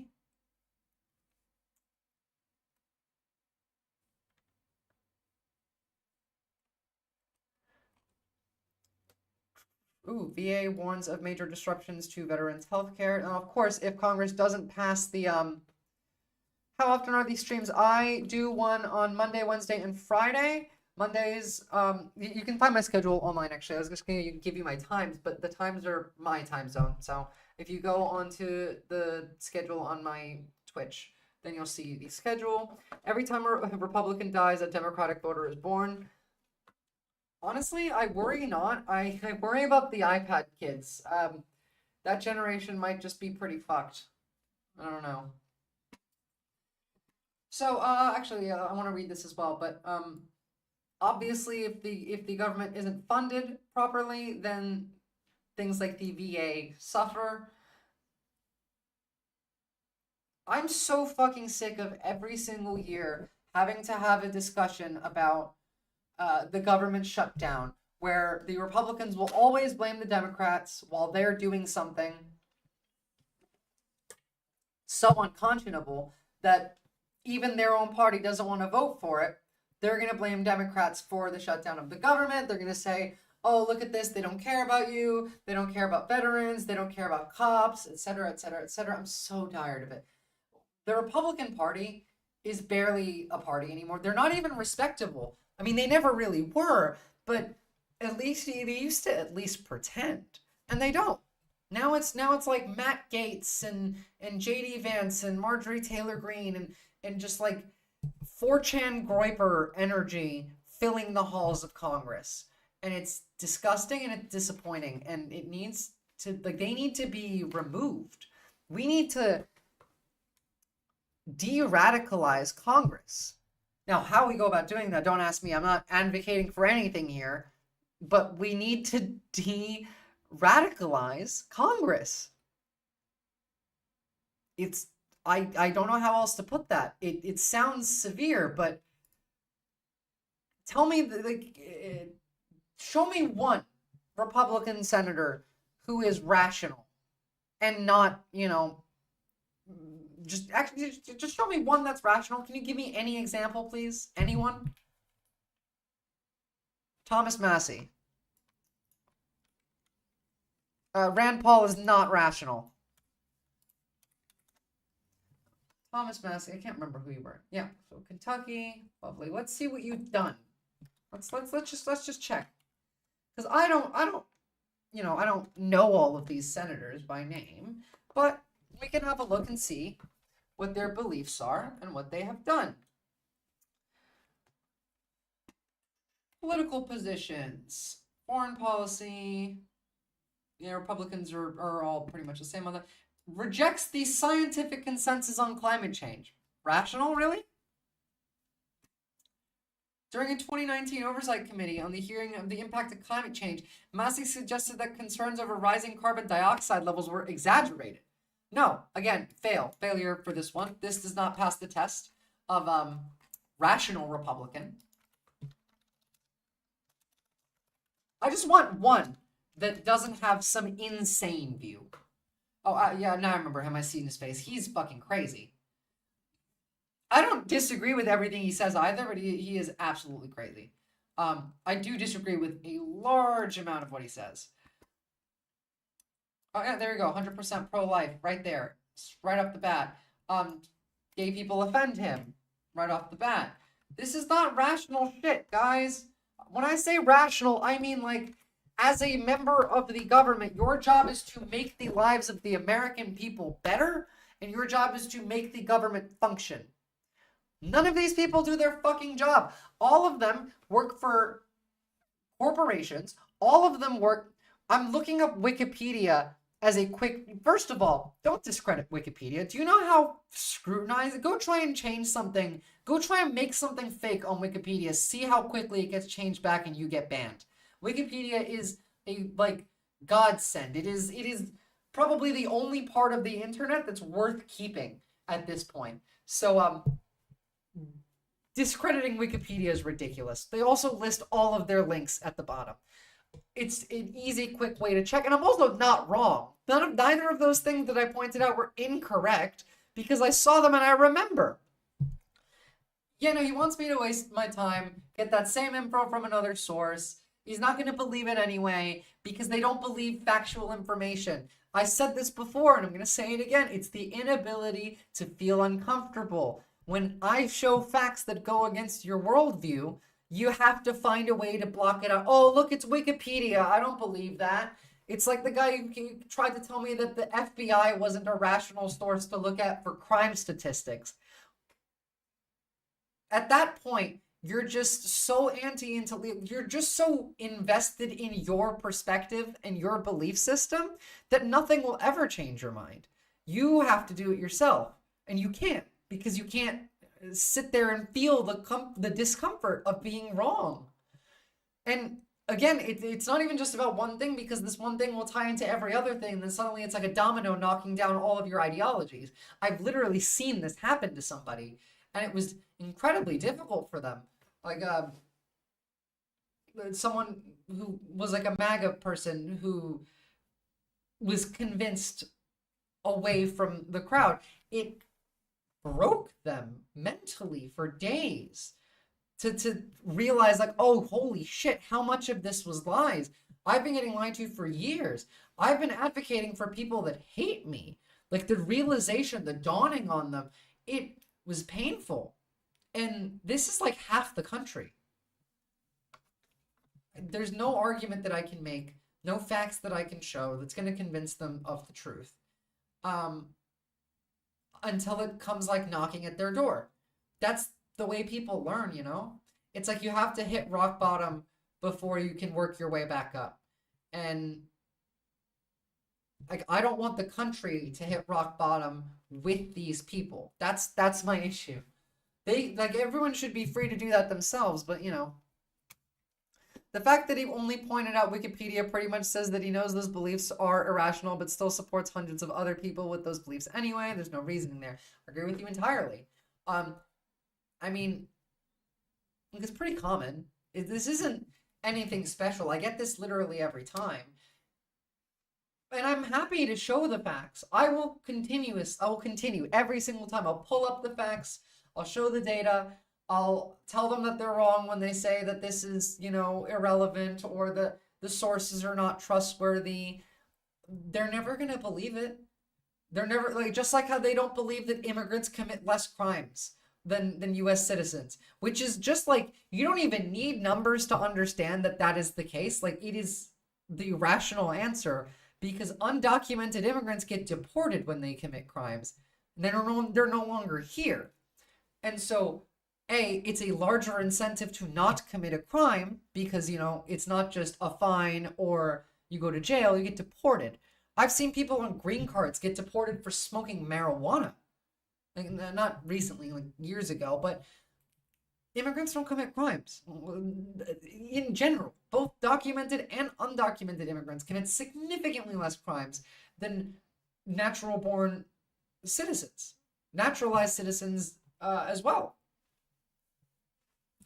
And I get my numbers for that from the FBI, the Department of Homeland Security, and the DEA, as well as the amalgamation of all of those. And people will tell me, like, no, yeah, exactly. It's like people thinking Trump won. Look, no, Vola, don't lose faith. Those people don't actually believe Trump won. It's all cope. None of them believe Trump won. Mike Johnson said that it was very clear that Donald Trump won. Meanwhile, like, literally everyone who's not in the cult can see it. The markets can see it. And like, I mean, I don't really give a shit what the markets do because it's all fake and hype anyway. But everyone knows that Trump lost the debate, but he can't admit it. Yeah, see, you're going to say irony because I'm calling you a cult and you think Democrats are a cult. Meanwhile, you won't criticize anyone that you like, and I think Kamala Harris is not a good person. I don't like her. I don't. Leftism is a cult. Yeah, sure. Sure. How exactly? Can you define the word cult for me, please? I'll wait. I want you to define what a cult is and then how leftism is a cult. I think you're in a cult. I don't know if you like Trump or not, but you're still in the cult. You're in the MAGA cult, whether you like him or not. Because you've repeated multiple of the MAGA cult talking points. I swear to God, if you try and argue with me that you're not in the MAGA cult, I'm just going to ban you. Talk to me honestly. Engage with me authentically. I'm happy to sit here and debate with you on reality because I know I'm right and I know that you're not, but you have to do it honestly. I refuse to like engage with people that are just trolling or fake and don't believe what they're saying. Tell me what you actually believe, please. Why is leftism a cult? How? Explain it to me. I want to learn. Teach me. You and I, for example, would fucking hate Kamala if anyone... I would literally, like... I would give my arm and my leg for it to be Tim Walz instead of Kamala Harris. You're absolutely right, Follow. Oh, okay. You're an Argentinian MAGA, so you're even stupider than the average MAGA. Lovely. That's unsurprising. Makes sense now. You're one of the Millet people. Jesus Christ.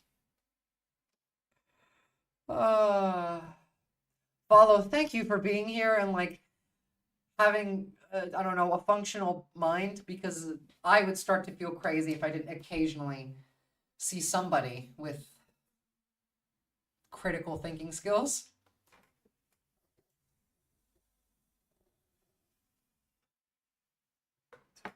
Sorry, I have to vape off camera in YouTube. You're a libertarian. Okay, so you're a libertarian in the modern sense. I'm a libertarian socialist. I'm what libertarian actually means, which back in the day, like, hold on, let me pull it up actually. When you say libertarian, all you mean is you don't think you should pay taxes and that rich people should stay rich. That's what you mean by libertarian. That's what Millet means by libertarian. Now, libertarian socialist is not an oxymoron. I'm socially a libertarian and I'm fiscally a socialist. It's literally not an oxymoron. It is a political ideology. In fact, look. Libertarian socialism. Anarchist communist philosopher Joseph Déjacque was the first person to describe himself as a libertarian in an 1857 letter. Unlike mutualist anarchist philosopher Pierre-Joseph Proudhon, he argued that it is not the product of his or her labor that the worker has the right to, but to the satisfaction of his or her needs, whatever may be their nature. It is libertarian socialism is a offshoot of anarchism, but not anarchism. Now, originally, libertarianism was a leftist philosophy.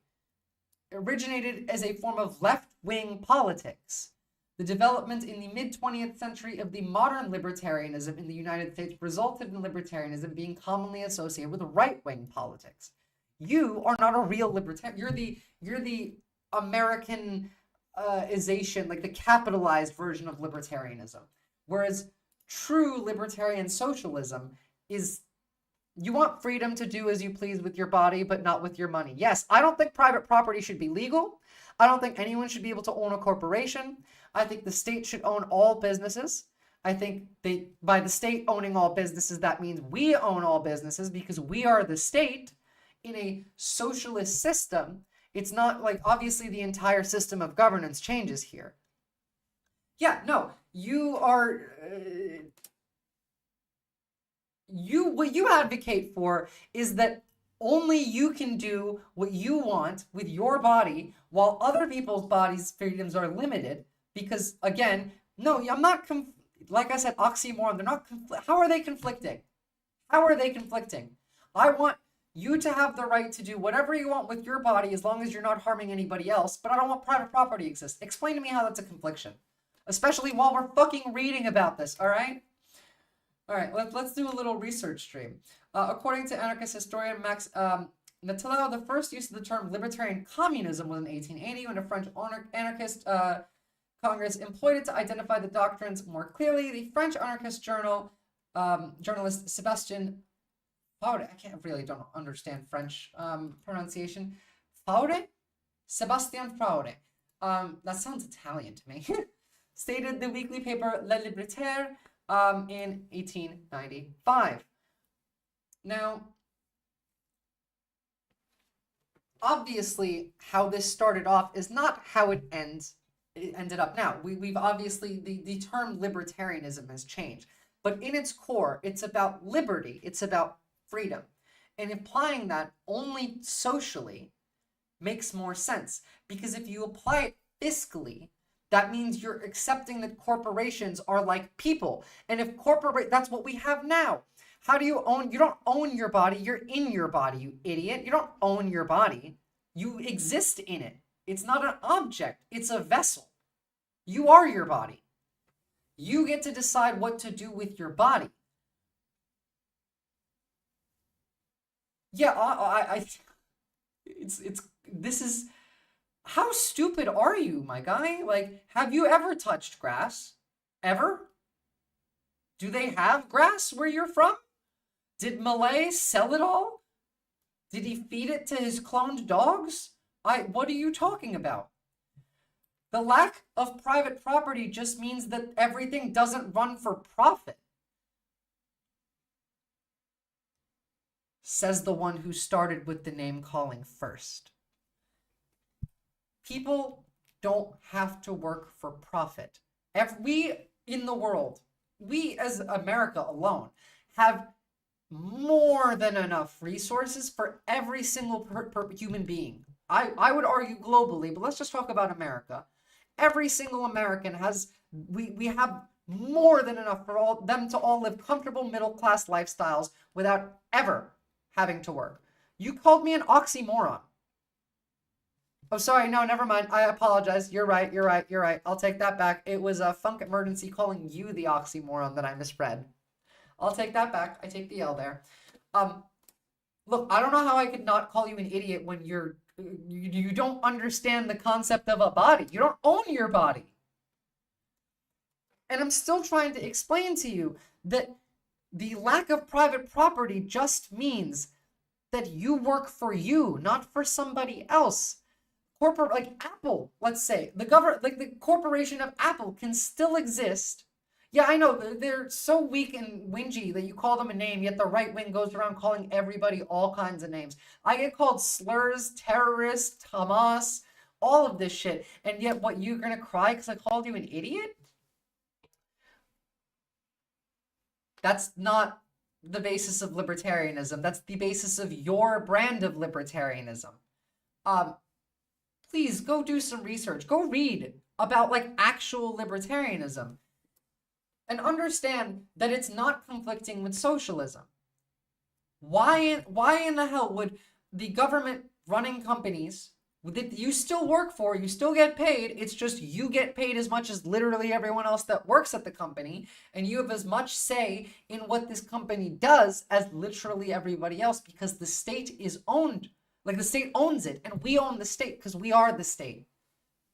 How is this a concept that's too difficult to understand? That if a corporation like Apple can exist where all of the employees of Apple own as much of Apple as everybody else, and they still produce the things that they produce, they just don't sell it for profit. They sell it to you at cost because you're still going to work, you're still going to make an income. It's just that your basic needs like housing, healthcare, food, those are all guaranteed covered. Telecommunications as well, I'll argue, is another guaranteed necessity resource because we need the internet now. And everything else that you want to buy still exists. You can still buy it. People will still work. Every job that exists has someone in the world that will do it, no matter how boring it is. It doesn't matter how much money they're making. People just want to work. And as long as everybody is making a livable, comfortable wage, which we can do, which we should be doing, and it wouldn't even be hard. All it would take to implement this is just to make the rich pay their taxes and then use that money on social programs. So that's where we disagree entirely. I think food and healthcare are rights. I think you are entitled to free food and free healthcare. Every single person on this earth is entitled to that just by right of existing. I think you saying that food and healthcare are not rights is immoral. I genuinely think that that's immoral to think that. That it makes you a bad person, I think. I have no right to someone else's labor. If you feel differently, you condone slavery. No, I don't think you have right to someone else's labor. I just don't think you have the right to own the means of production and to take it away from other people. I think that everyone has the right to have the same amount of living standards, the same labor, the same wages for said labor. Do you even understand the concept of labor as not an individual, but labor amalgamized into a group? Do you understand how that interacts with commodities? Do you understand the basis of worth and wage?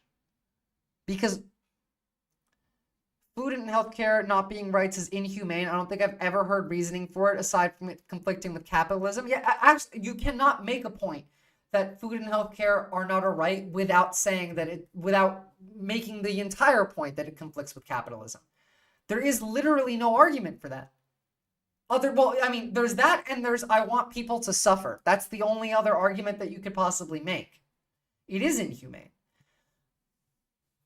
And you're saying that your labor being equal to everyone else's labor and other people being able to benefit from your labor is slave. If you use your labor to create food, then whose food? It's everyone's food, dumbass. It's everyone's food. We're all using our labor to create for each other. That's what community is. Why do you not care about your fellow human being? Why do you not respect your fellow human as much as you do yourself? Why do you not view them as equal to you? I would happily share the produce of my labor. Genuinely, you think this is a single player game? Have you ever I have a question for you, Han. This is somewhat unrelated. Have you ever walked down the street and given money to a homeless person, just out of curiosity? Just out of curiosity, have you ever just given money to a homeless person?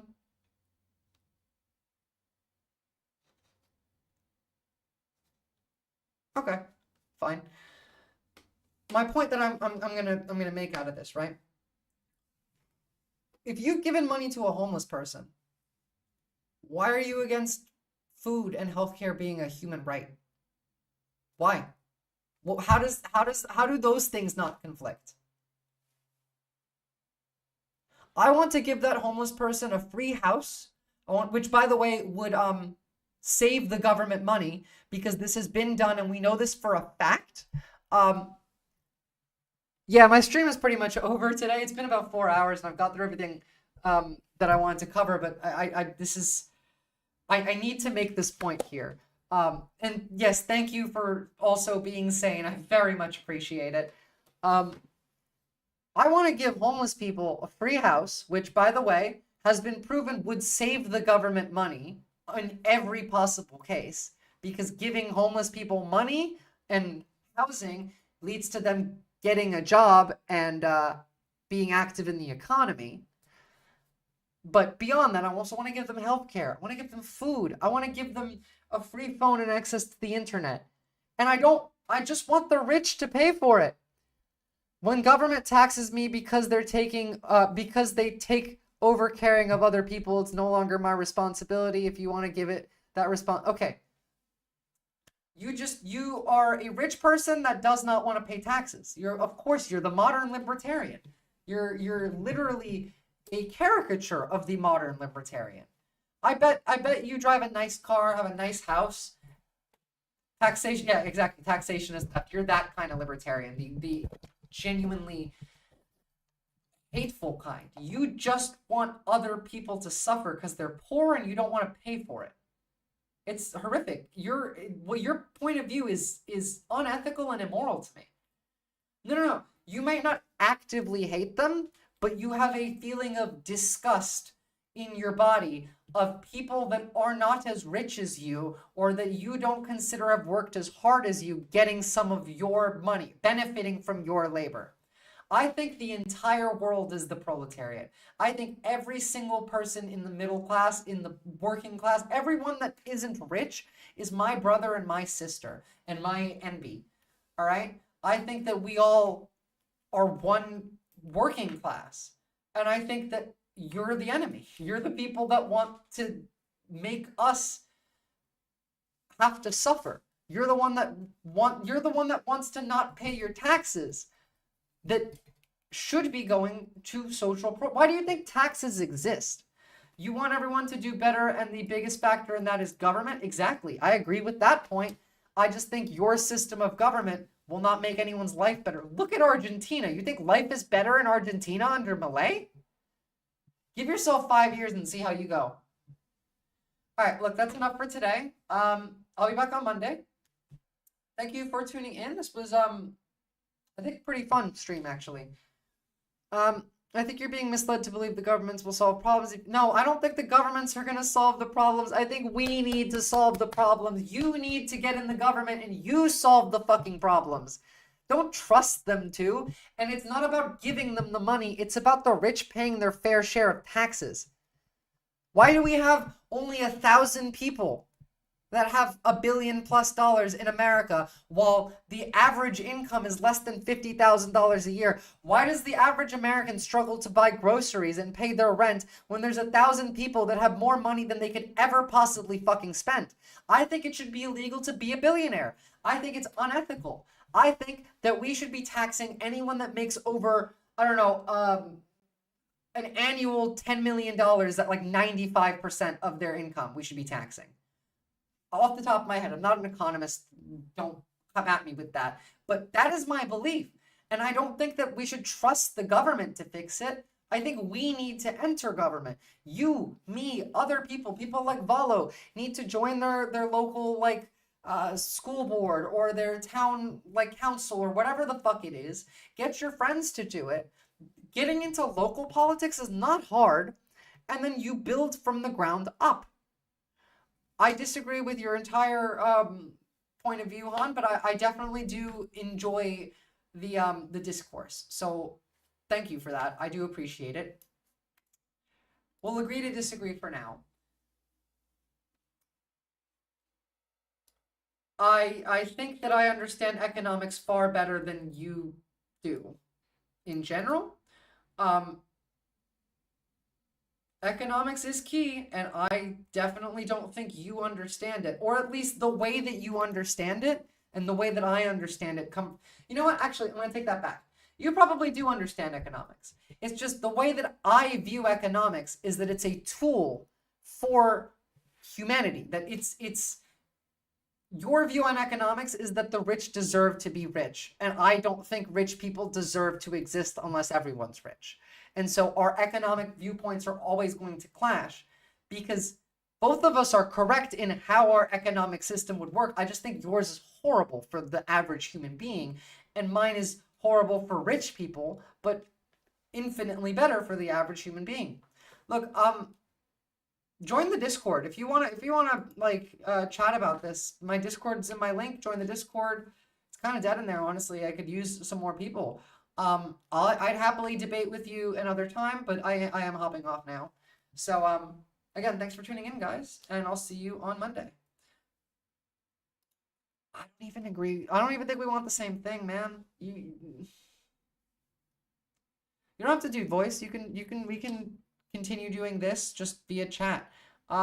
Recession time, we got the refund, the asbestos mines.